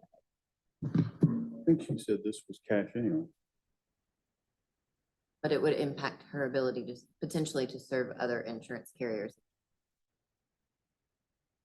For regular legend. I think we may not have a consensus, but does someone want to try to make a motion and see if we can fit in, or do y'all want to discuss it more? I have another Okay, question. I'd perfect. like to ask everybody's take on this. When we're talking about fines and how to measure it based on the number of occurrences, are we looking at the time frame from Dr. Holland through Dr. Tankersley inspections for the number of compounds dispensed during that time period? Or are we looking at the entire compounding record that all the data, the full 107 prescriptions, or are we looking at The 20? charges were for 100.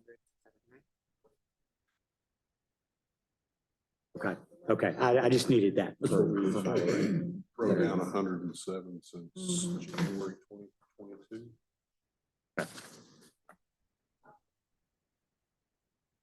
And you're not allowed to speak right now. Thank you. So allegation 3 says Dr. Talbot's 51 prescriptions since 20. Prescriptions per month. There's 56.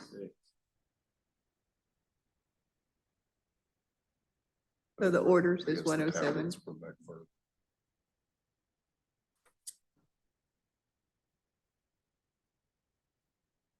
So for fining purposes, is it the intent of each of the members to go back to 2012? Or what window, or because I realize the charges go all the way back to 2012. Is that what we would deal with? Think if that's in the. rec- Okay, Rodney, okay. you might answer that better. Harold may know better too. Ever send the order notice to hearing? Yes. Some of these ingredients, if you go back to 2012, wouldn't have been, may or may not have been expired then. True. My- Yeah. Right. That far, we need to kind of go back and do. Since there were in the absence of any records, because there's not anything to compare it to other than to try to calculate when those came in the store. And I mean, I guess the only thing you could do would be to look at the latest date of expiration that was present in the store and assume it wasn't something that expired or was used up prior to that. Well, and there would still be the issue of there aren't adequate records, so it's still an issue. One of the other points we could go back to is whenever Dr. Holland's previous inspection was. I don't remember when that It was was. April of 2024. Oh, okay. And you wouldn't really only be fining on the expiration date. Right, It was multiple things. So Right. it's still a 107, somethings are wrong. I Okay, guess. okay. One way to look at it, it may not be how you. look at it. Before we go on the record, someone want to give it a try and kind of see. I mean, I think the suggestion, I know we've discussed about 3 or 4 different possibilities on how you handle the potential of compounding in the future.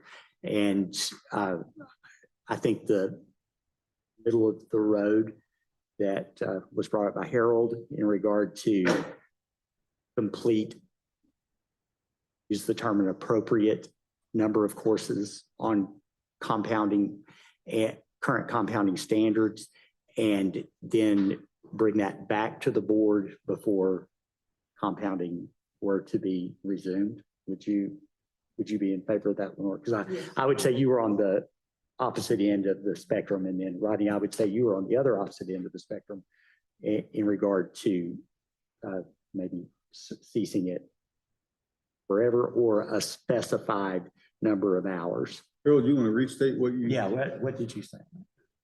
Well, first of all, let me say that in suggesting that I was not taking a position on whether compounding in the future should be restricted or not.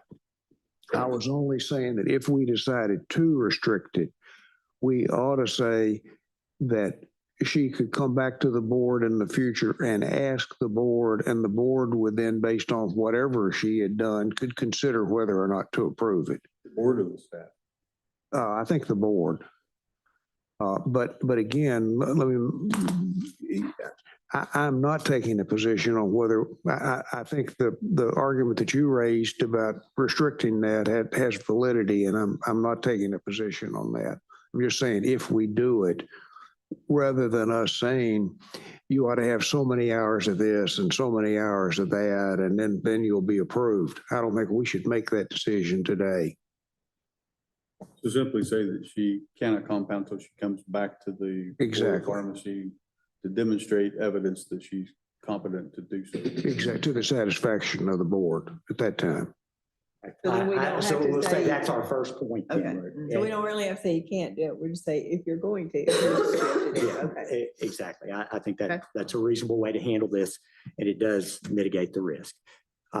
Second component to that should be that, is this disciplinary or is it going to be investigational cost? And I'm going to suggest investigational costs in order not to impact the community's ability to get pharmacy services in that rural area, which are already limited. And I think maybe most of the board would lean that direction. Could I kind of tell from nods?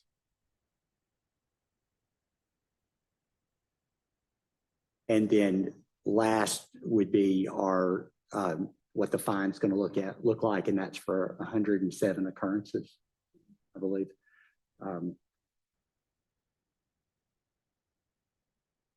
We can still do it that way, even though it's not.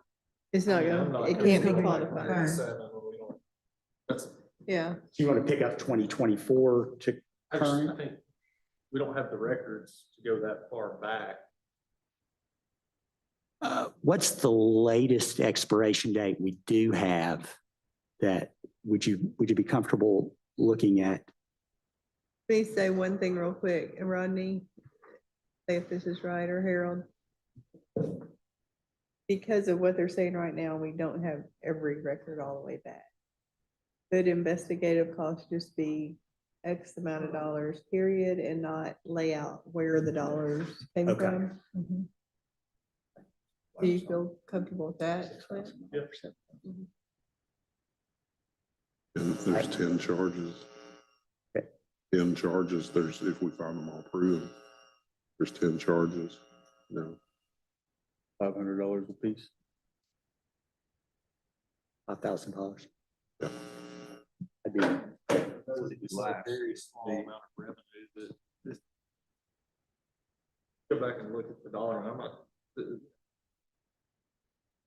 Some of them I are think that's for $4 or sure. $8, yeah. I mean, this is a very message clearly, whole that accomplishes it, but Dr. Holland inspected last time, Would you feel better if it was a flat on the charges? I guess that's an easy way to do it, but yeah. $1,000 total or some other dollar total? I mean, I think it needs to be significant enough that 2,500. I'm okay with that.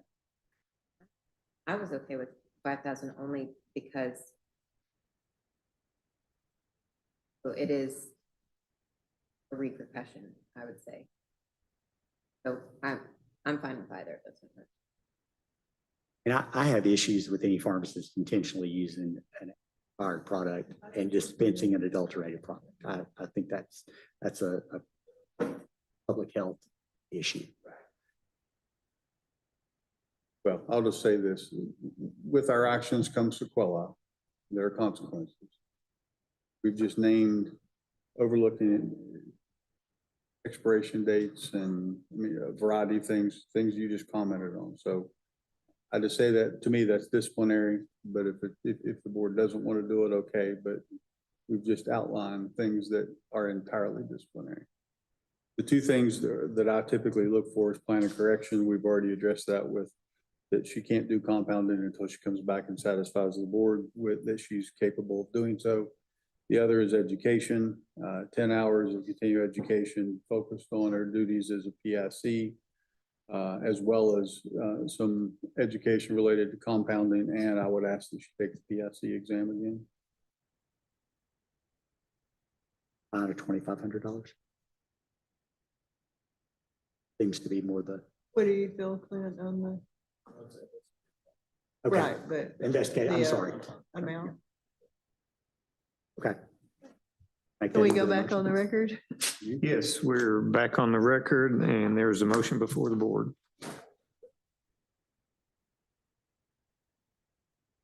Like to make a Like to motion. Entertain a motion. Yes.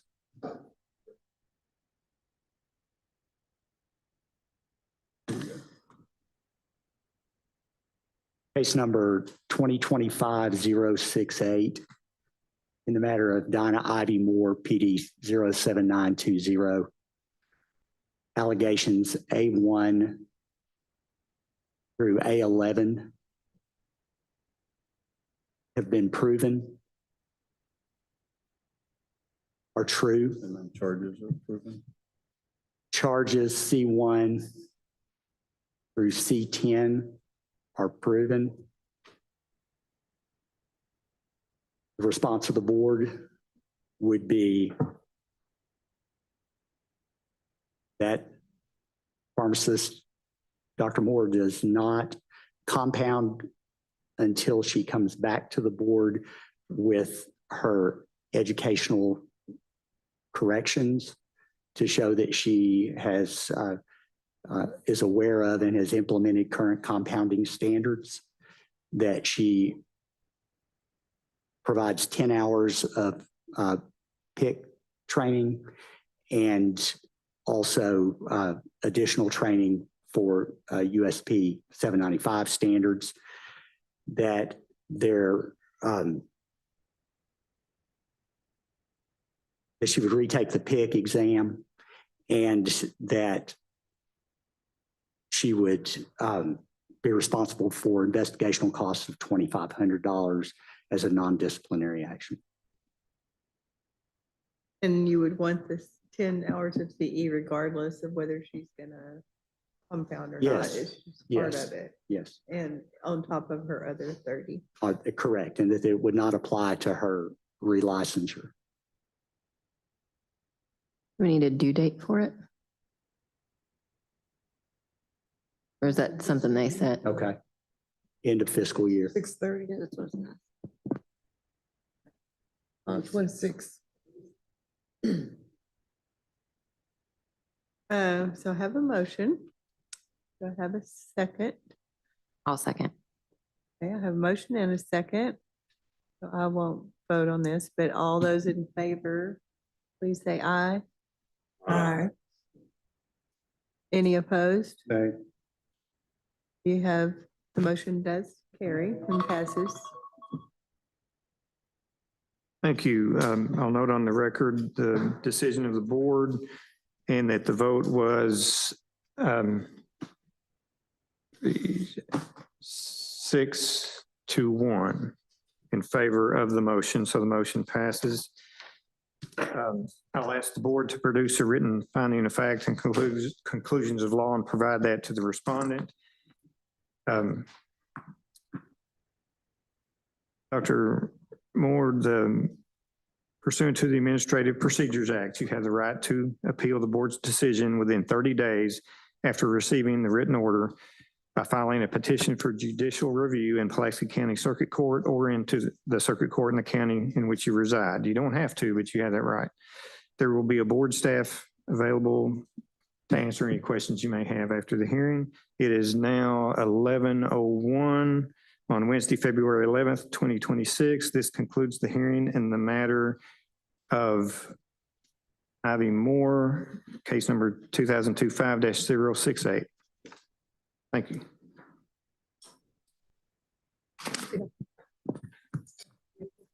It'll be a comfort break.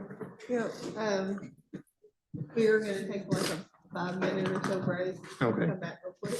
All right. So quick 5 minute break. We have 3 more for lunch.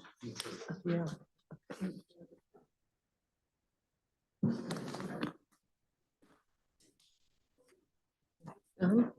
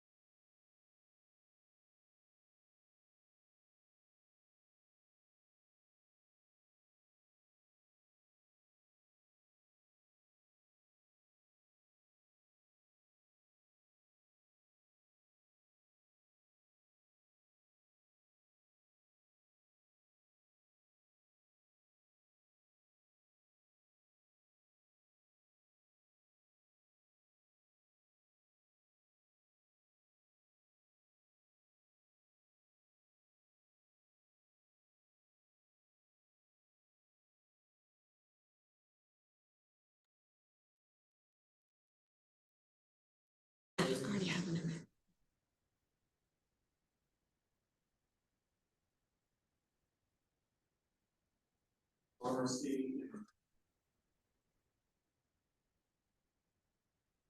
Case number 25-04.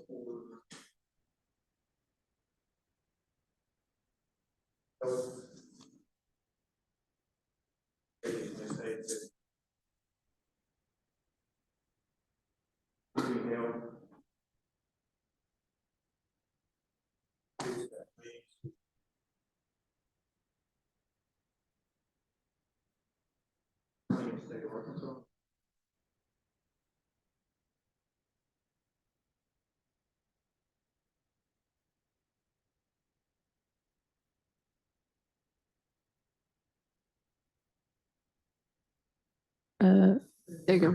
That's good. is turn it green. on? Yeah. Okay, I'm Shayla Wiley. Parker Jones.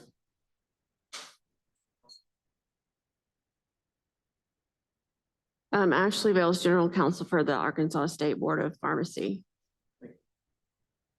Additional notice of the statutes and rules governing this proceeding. These are included in the statutes.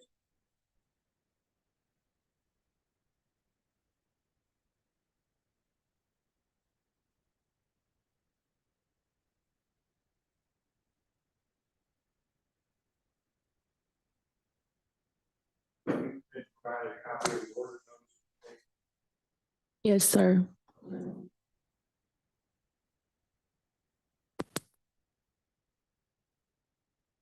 Yes, sir.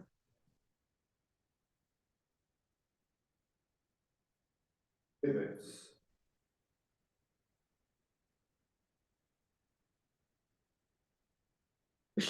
There should be 7. And these, 7 exhibits, yes. these include my exhibits for on behalf of the board, as well as some exhibits Mr. Jones wanted to present on his behalf of his client.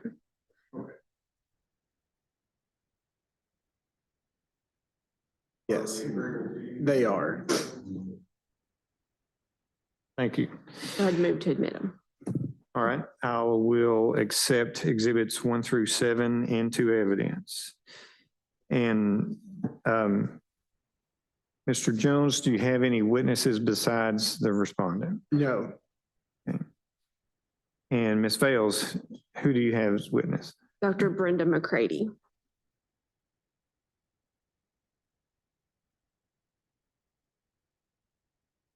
Okay.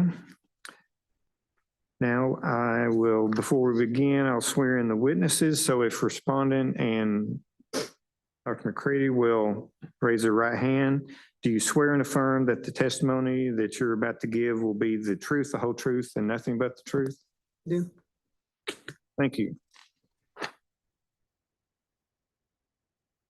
Ms. Fales, do you have an opening statement? I'll waive opening. Mr. Jones? Same, we'll waive. Okay, thank you. We'll begin with the board presentation. You may call your first witness. Call Dr. Brenda McCready.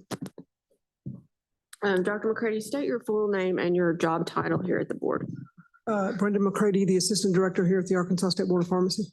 And as part of your duties as Assistant Director, do you sometimes receive reports of what could be potential violations of our rules and laws? I do.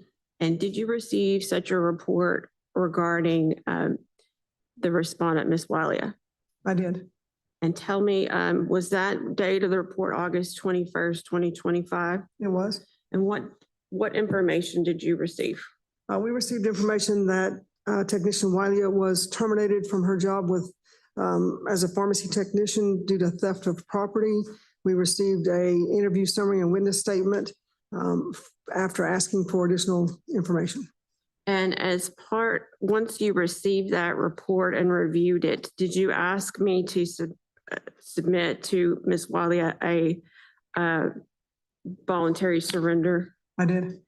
And did we get a signature on that? Did she agree to do that? She did not. Is that what brings us here today? Yes, it is. Okay, and specifically, let's look at Exhibit 4. And it's also the second page, so Bates number 12 at the bottom of that page. Can you identify for the board what that document is? This is the statement from Technician Walia regarding theft of property of actually drinks that she was picking up every morning on her way into work to the pharmacy. She would drink it. She stated she would drink it quickly because she couldn't have it in the pharmacy. She would throw it away. She did not pay for it, and it was something she did every morning. And is your understanding that Ms. Walia was terminated for that, the theft of the energy drinks? It is.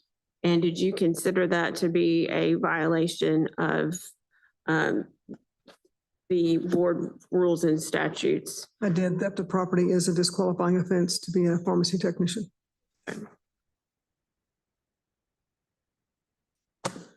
And would you consider that unprofessional conduct as well? I would. Okay.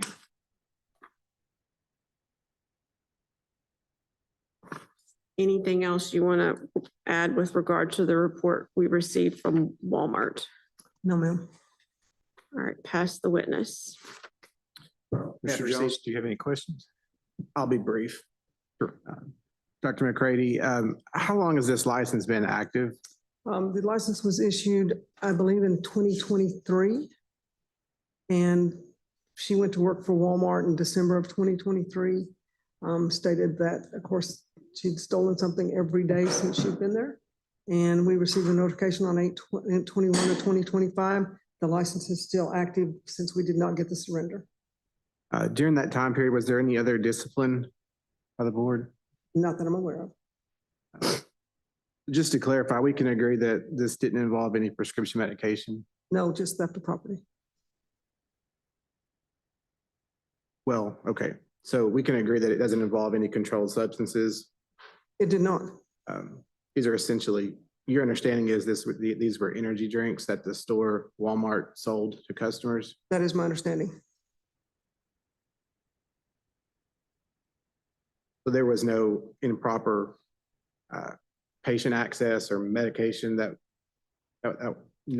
of that. We're talking about just simply energy drinks were taken without paying for them. We are talking about stealing energy drinks one a day, yes. I'm not arguing with you that they were stolen. I'm just saying that's what we're talking about. Yes, it is. That's all the questions I have. Thank you. Any questions from board members?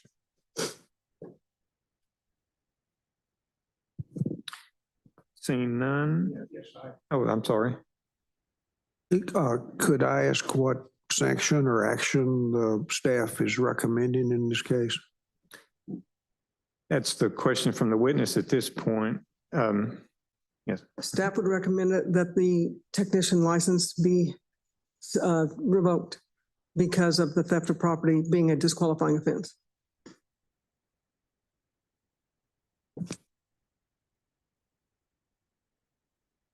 No, sir, it has not. We mailed it to her and did not receive one back.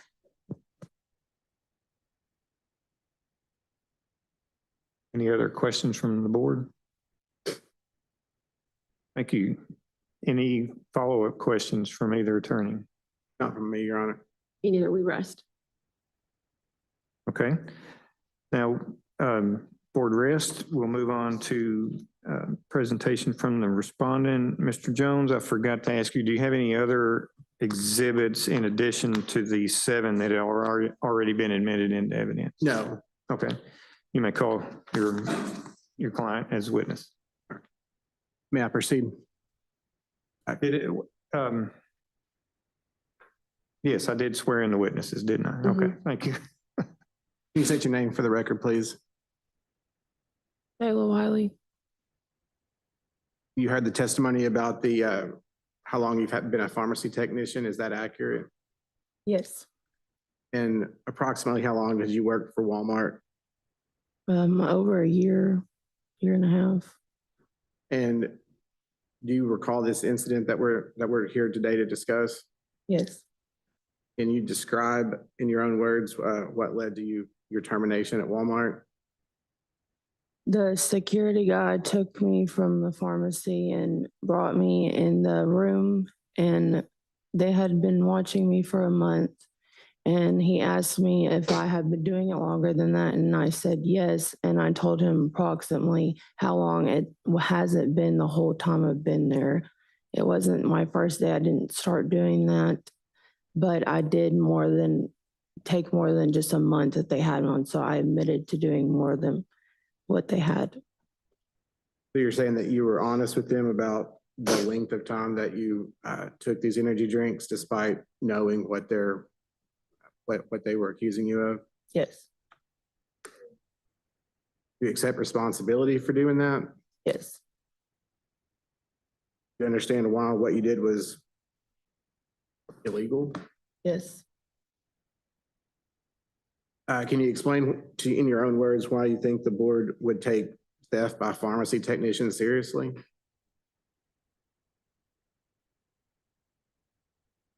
I know it's morally wrong. I've never been in trouble like this before. I don't know why I did it. I know it's wrong, and I understand if I do get my license taken. But I really hope I don't. So in the board has a copy of the class that you completed regarding theft of property. Can you explain what that involved? I was gonna go to a in-person class, but they didn't have any, so I took an online course of theft. And complete that class? Yes. Okay.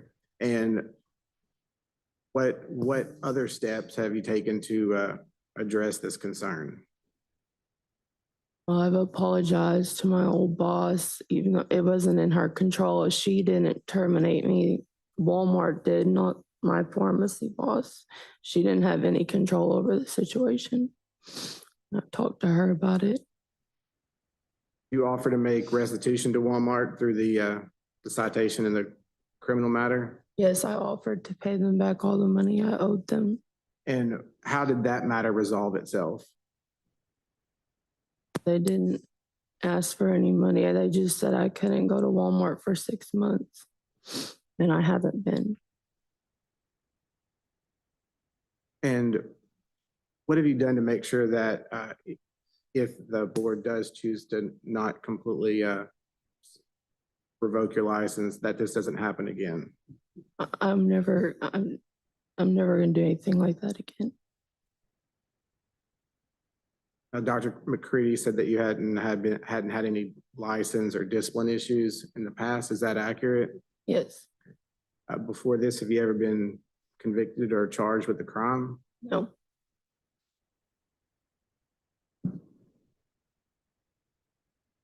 That's all. I'll pass the witness. Miss, I think I'm saying your name wrong. Wiley. Okay. So a couple of questions. You did get charged criminally for this, correct? Yes. And you went to court and Mr. Jones there represented you in that court case, correct? I didn't have to go to court. You didn't have to go to court, but you hired Mr. Jones to represent you in that court? Yes, ma'am. Okay. And are you aware of what the court ordered you to do? Not go to Walmart for 6 months. Okay. Are you aware that you were ordered to pay a fine? So I'm looking at the docket sheet that your attorney gave me, and it says on 12/8/25, you were ordered to pay $670 and that the case would be dismissed in 6 months. As long as no new like charges happened. And the review hearing for that is listed as June 4th, 2026. Were you aware of that? No, I was not. You were not? So I'm reading that and it says review hearing in 6/4/26. So I'm assuming that means if you get in trouble again, which I'm sure you won't, but you could have to go back to court. And they're going to look at that again in June. I didn't know I owed a fine or was having court. Have you paid anything on the fine? I didn't know about it. Were you ordered to do this theft class? No, No, you just did it on your own? yes. Okay. And why did you, what, do you know why you took this many drinks and didn't pay for them? Did you not have the money to pay for them, or it was just became a habit for you? I guess you could say it became a habit. You would, what would you do? You would go to, where were the energy drinks in the Walmart? They have it when you walk in, by the registers. So they're like in the refrigerator there, Yes, ma'am. and you would just grab one Yes, ma'am. before you went into work? Yes, ma'am. How many days you think you did that? I did it for a couple months. Okay, so it says in your statement approximately $200 worth of drinks is what you wrote. Is that what you feel like the amount of those drinks were? It was an estimate. I mean, they're like $1 something. So I mean, I don't know the exact amount. I just, Did Walmart ever total those up based on what they reviewed on their videos? yeah, they had me owing them like $20. $20? Yes, But then you said that there was more that they, I guess, didn't see. yes, Okay. Are you working as a technician right now? yes. Where do you work? At All Care Pharmacy in Benton. And are they aware that you're here today? No, So they're not aware that you're facing disciplinary action on your license? no, Did you tell them that you got fired from Walmart? no.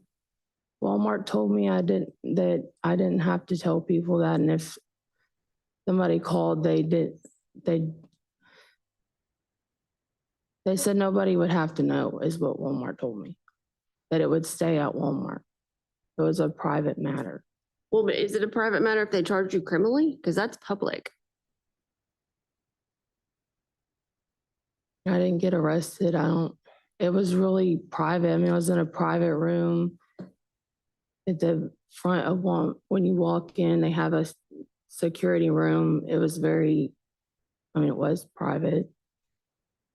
Okay, but you do have some, I'm reading this docket, you do have some orders by the court in Saline County District Court in Bryant.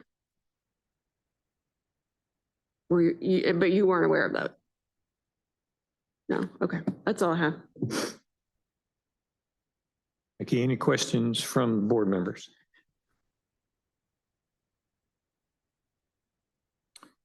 Seeing none, Mr. Jones, do you have anything additional? Not as far as witnesses go. Okay.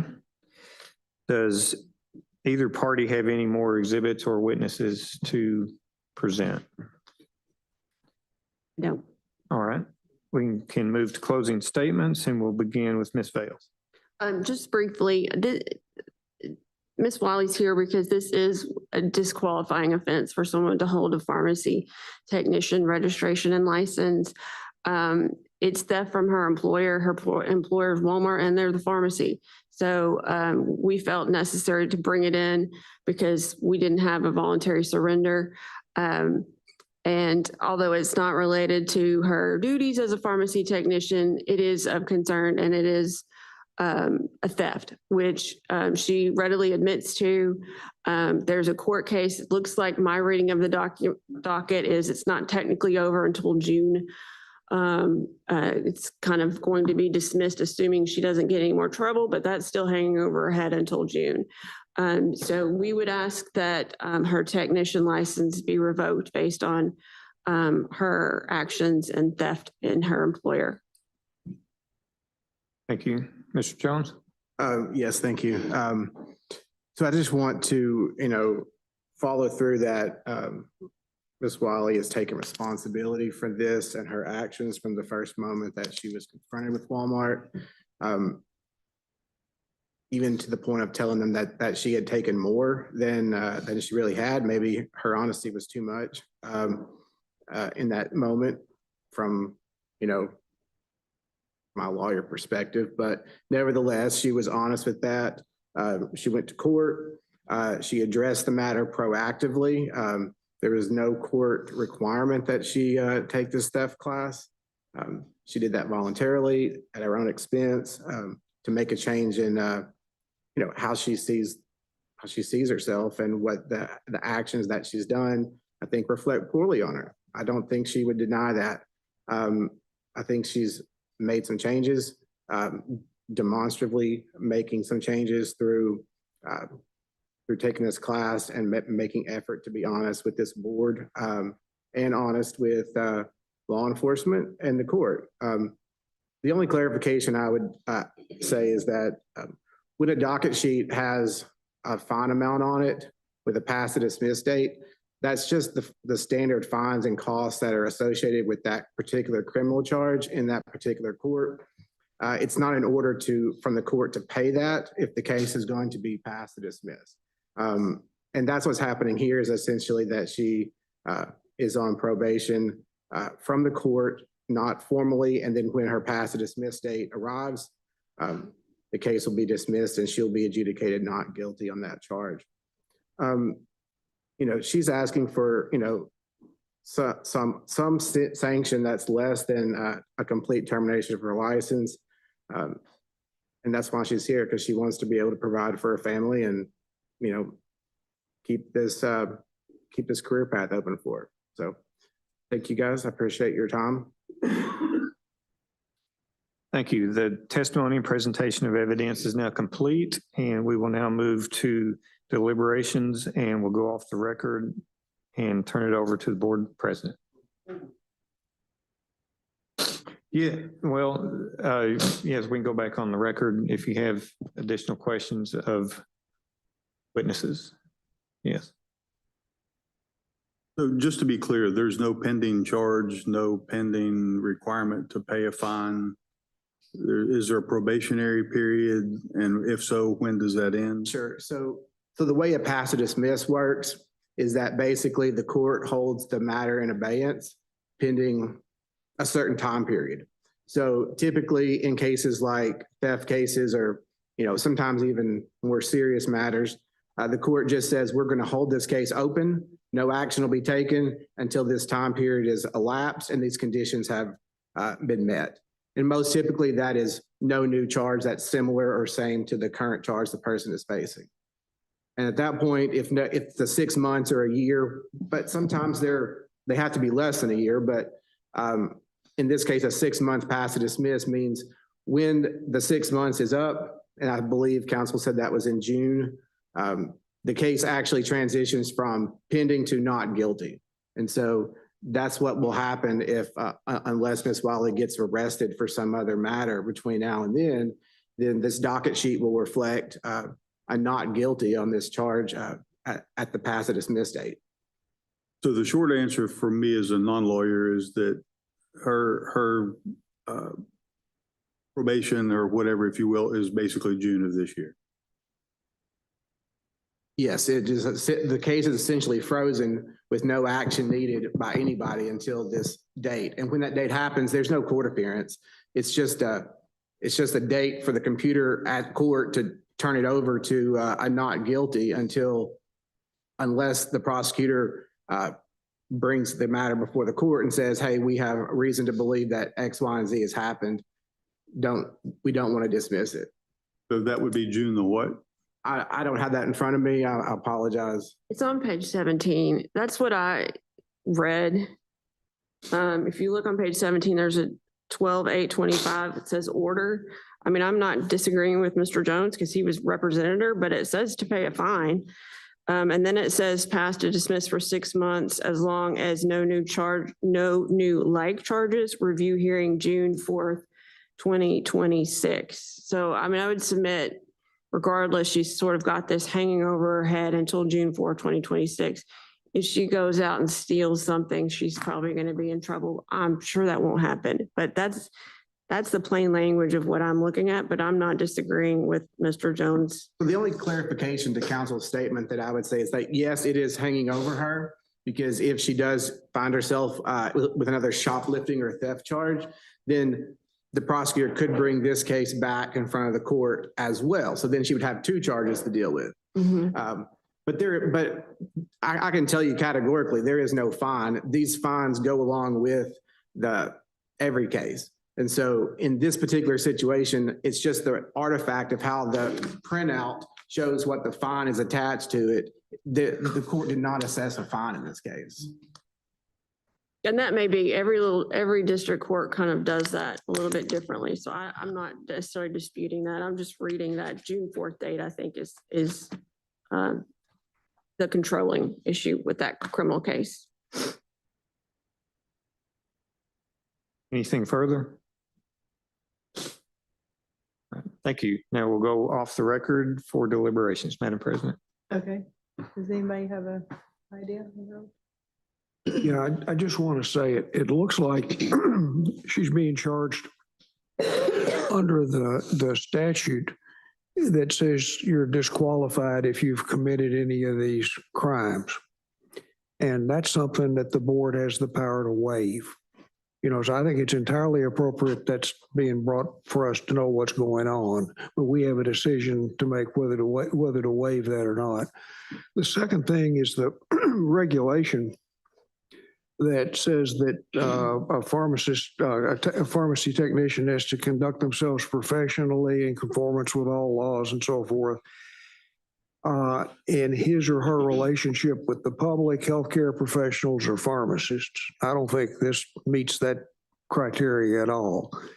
As to the first one, my position is that I look strongly on granting a waiver in instances where there's been a criminal violation that doesn't directly impact on the practice of pharmacy or a pharmacy patient. So for both of those reasons, I would take note of what has happened, have the board take note of what's happened, but to take no action to revoke the pharmacy permit.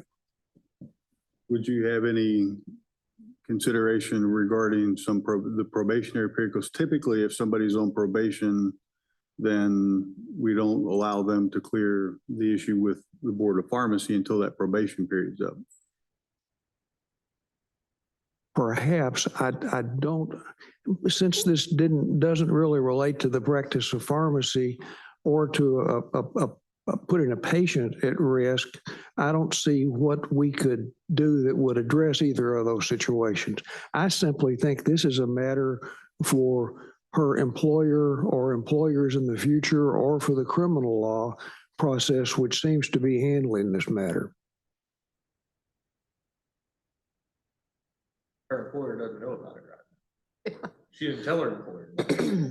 The new employer doesn't know. Yeah, I don't know if that's within our jurisdiction or not, but I do think that's something that they should be made aware of, just ethically. Licensing somebody that are relying on that background check to some extent. It's reported to the board. Well, the reason I said take note of her action is this action is on record now. I presume if an employer were to contact the medical board, they would find that we considered this matter. And if we took my recommendation, granted a waiver on that. I think in prior discussions with staff that when there's been previous reports that the board has no, or the Board of Pharmacy still has no responsibility to reach out and tell an employer that in fact something has happened. That's not our place to play background check. I think it's your place to give a license, right? And so then you have to decide if you would license this person and set them out into the public to go work in any of these facilities.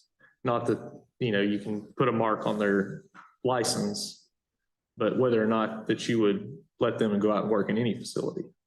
Well, in similar cases where we've gotten applications from technicians, we have granted license or permits to them who have this type of background. Not while they have it hanging over their head, not until it's all resolved. Okay. If they had probation, if they had probation going through June, we wouldn't grant a permit and say, yeah, you can have a permit today and you can start practicing today. We'd say, well, if you come back to the staff and say, okay, well, I've cleared everything with the courts and I'm clear, then we would say, okay, well, then we'll allow them to But to to practice. Harold's point, this doesn't actually, I mean, if it were something that were pharmacy related or harm to the public or something of that nature, but we're towing the line on it, even meeting the qualification of that one section that he's looking at. So But theft is a high concern because of the products that are in the pharmacy that are also could be stolen. This is just what we know about, but theft, And the recency. yeah.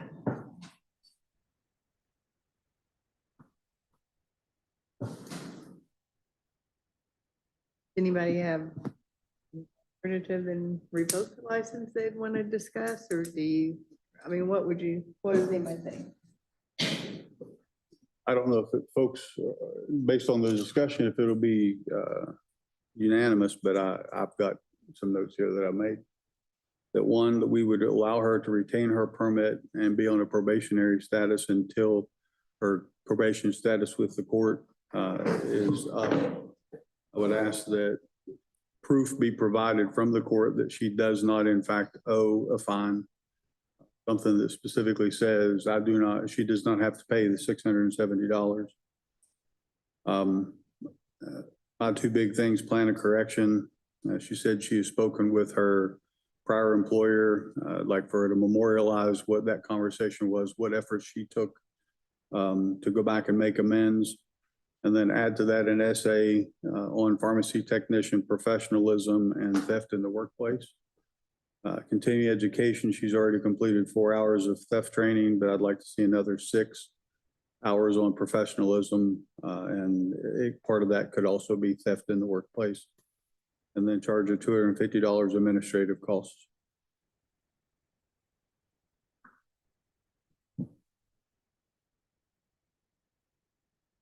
what are the conditions are there any conditions of the probation, or it's just? Don't get in trouble.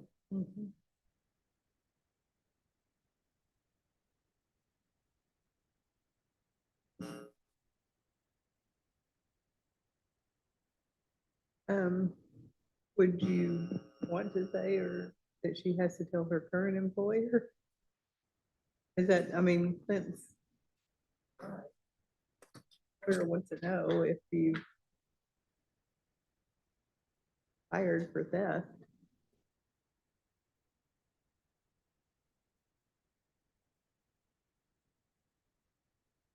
Well, a lot of places don't have the ability to see as much as the board.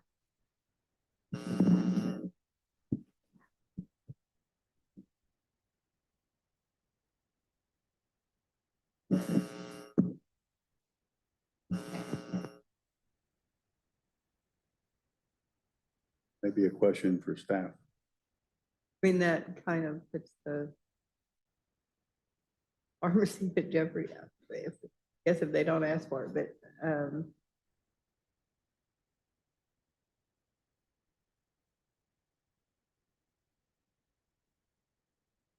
that's just a option on the table. What do you think, Clint? Owning your own pharmacy? I don't know. We always ask almost every tech that comes in here, have they told their employee? So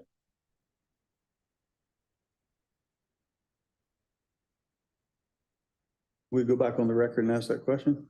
Yes. We're back on the record.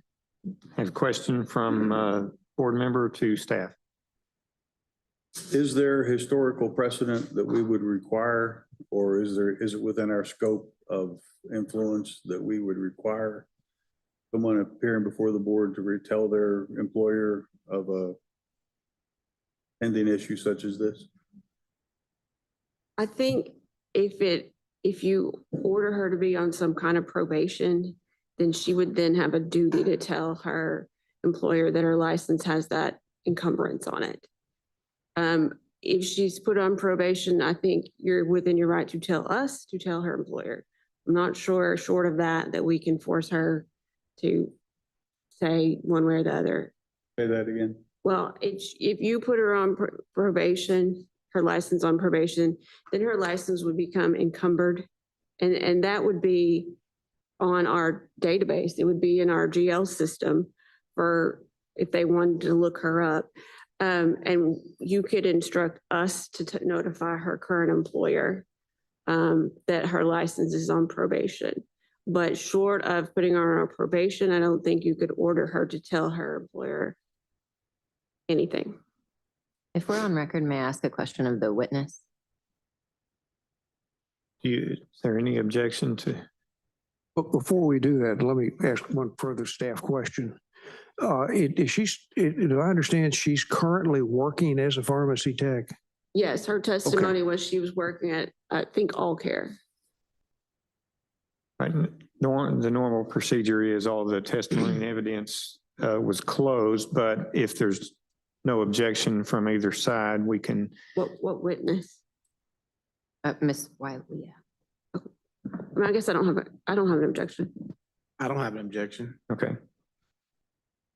In the application process for All Care, post all of this, were you asked if you had ever been convicted or charged with any, was that part of the application process? Because it seems it's a standard question for larger corporations. I know All Care is not huge. I applied on Indeed, and I don't think that was a question on there. That's how they found me, and then he came in. I went for an interview, and he said I could start the next day. Okay. So I don't know if that tells me anything. Thank you. Any other questions of the witness or board staff? All right, we'll go back off the record and you can continue deliberation. We have a motion and But we may want to ask discussion on it before we offer it. okay.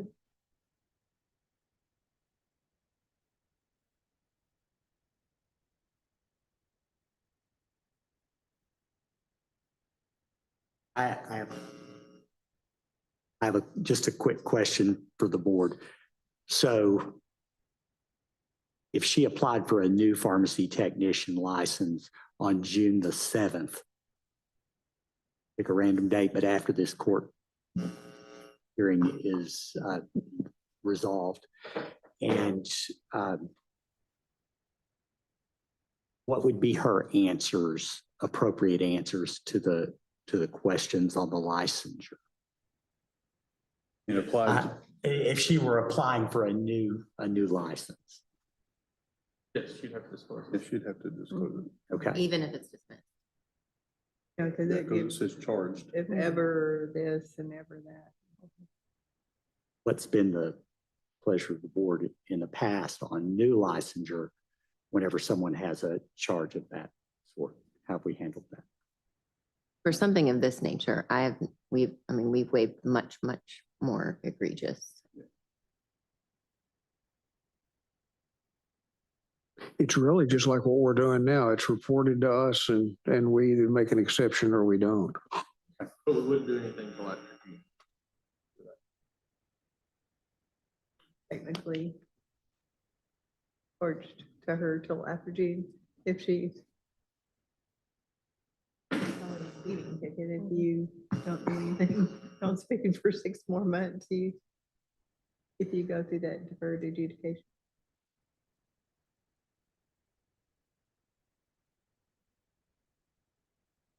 Six-month thing. Why don't we try to do one and see if we get a consensus or not?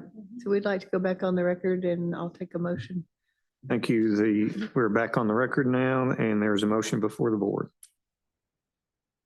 In the matter of Shayla Shandell Walia, PT license 17059, case number 2025-049, allegations 1 through 4 being true and charge 1 being proven. Despite the charges, we want to make a waiver, allow Ms. Walia to retain her pharmacy technician's license, a permit through the state of Arkansas. However, until her case is adjudicated, which appears to be June of 2026, that she would be placed on probation, and condition of that probation is that she doesn't get any further trouble. And that also pursuant to that, that the Board of Pharmacy would make aware her current employer, All Care Pharmacy, that has been placed on probation. We would also ask for proof, and this responsibility would be on Ms. Walia, to get communication from the court indicating that there is not a fine that is due, and address that in a letter to the Board of Pharmacy. As a plan of correction, I would ask that she memorialize in a letter what she has done to make amends. In this case, she indicated that she had spoken with her prior employer, so include that, as well as then an essay on pharmacy technician professionalism and theft in the workplace. Would also place a requirement for continuing education of 10 hours, 4 of which she's already completed on theft. I would ask for an additional 6 hours on professionalism of pharmacy technicians that can be broadly met. And that could also include hours on theft in the workplace as well. And then finally, she would be charged an administrative cost of $250. Do I have a second? I'll second it. Okay, a motion and a second, and I can't vote, but at this time, all those in favor say aye. Aye. All those opposed? Aye. The motion carries. Thank you. I'll note for the record, the decision of the board, it was 6 votes yay, 1 vote nay, so the motion passes. I'll ask the board to produce a written findings of fact and conclusions of law and order and provide that to the respondent. The respondent has the right to file an appeal of the board's decision within 30 days after receiving the copy of the written order by filing a petition for judicial review in the Pulaski County Circuit Court or the Circuit Court in the county in which respondent resides. It is now 11:54, it appears, a.m. on Wednesday, February 11th, 2026. This concludes the hearing of the matter of Shayla Wiley, case number 2025-049. Thank you.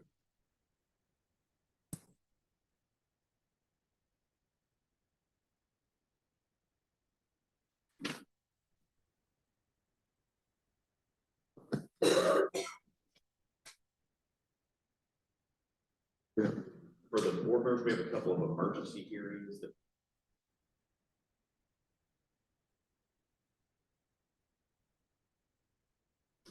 for our board hearing.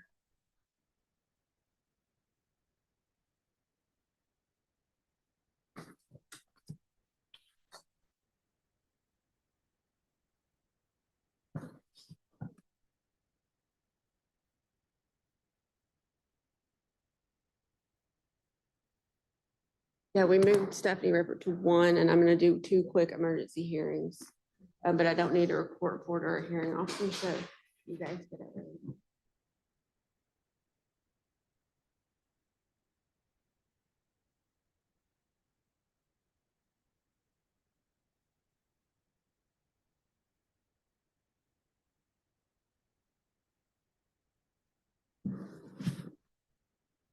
Maybe, I don't think I did, but maybe.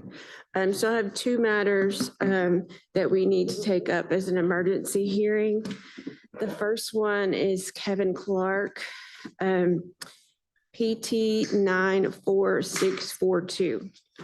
The board received notice from his employer,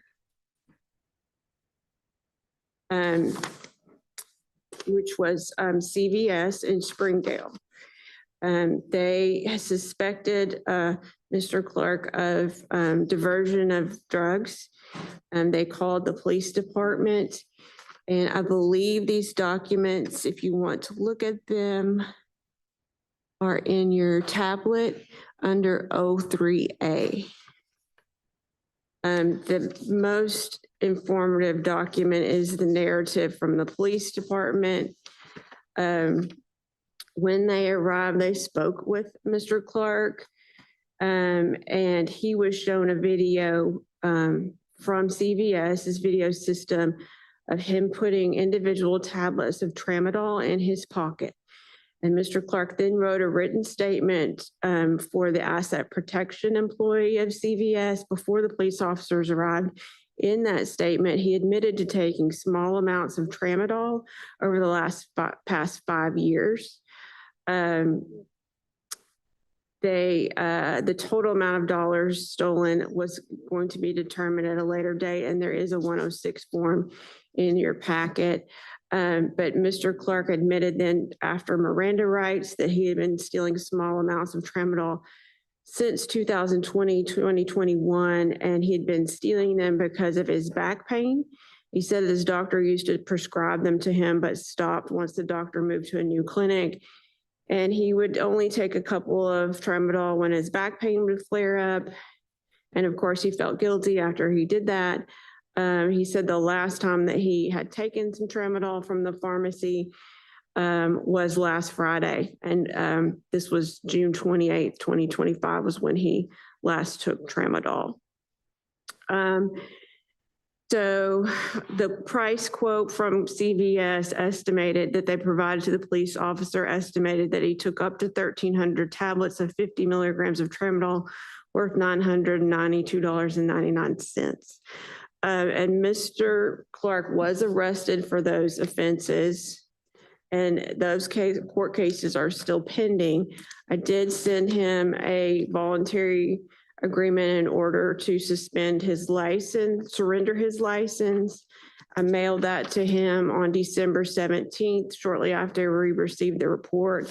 He signed for that letter on December 23rd, 2025, but I did not receive any of the documents back, nor did I have any correspondence with him after that.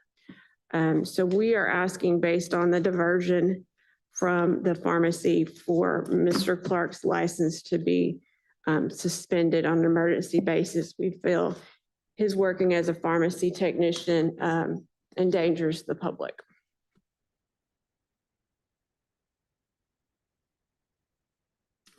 Second.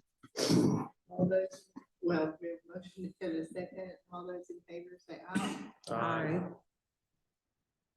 Opposed? That one passes. All right, the next emergency hearing I have is Chandrika Grayson, PT 93978. I did send Miss Grayson a volunteer. You have her information in your packet as well. She's under O3B in your tablet. I sent her a voluntary surrender on December 11th.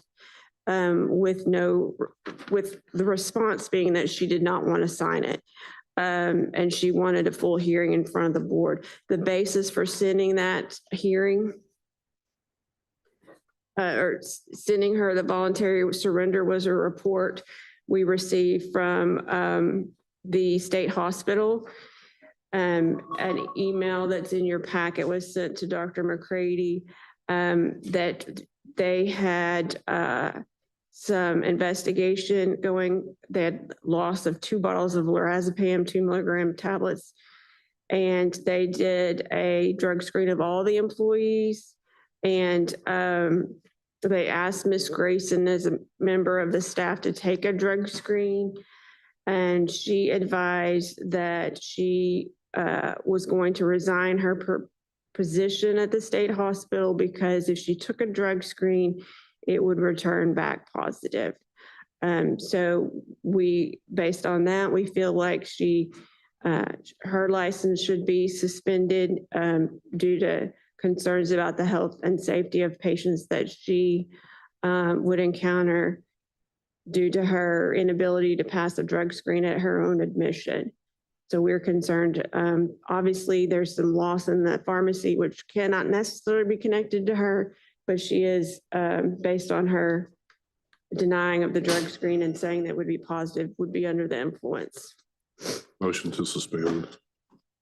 Second. Second. So we have a motion and a second. All those in favor say aye. Aye. Any opposed? Motion passes. Thank you. So we need to be back earlier than 1 or 1? I think I've got a 1 o'clock hearing with an attorney the remainder of the afternoon are pharmacy tech denials that I think we can kind of take at a quicker pace. So I had instructed Ms. Rayford and her attorney to come back at 1. They tend to. Okay, sounds good. 50 minutes. I didn't think we were gonna have 10. Yeah. Right down the street. So it should Oh. be coming. But you get a break either way. Yeah.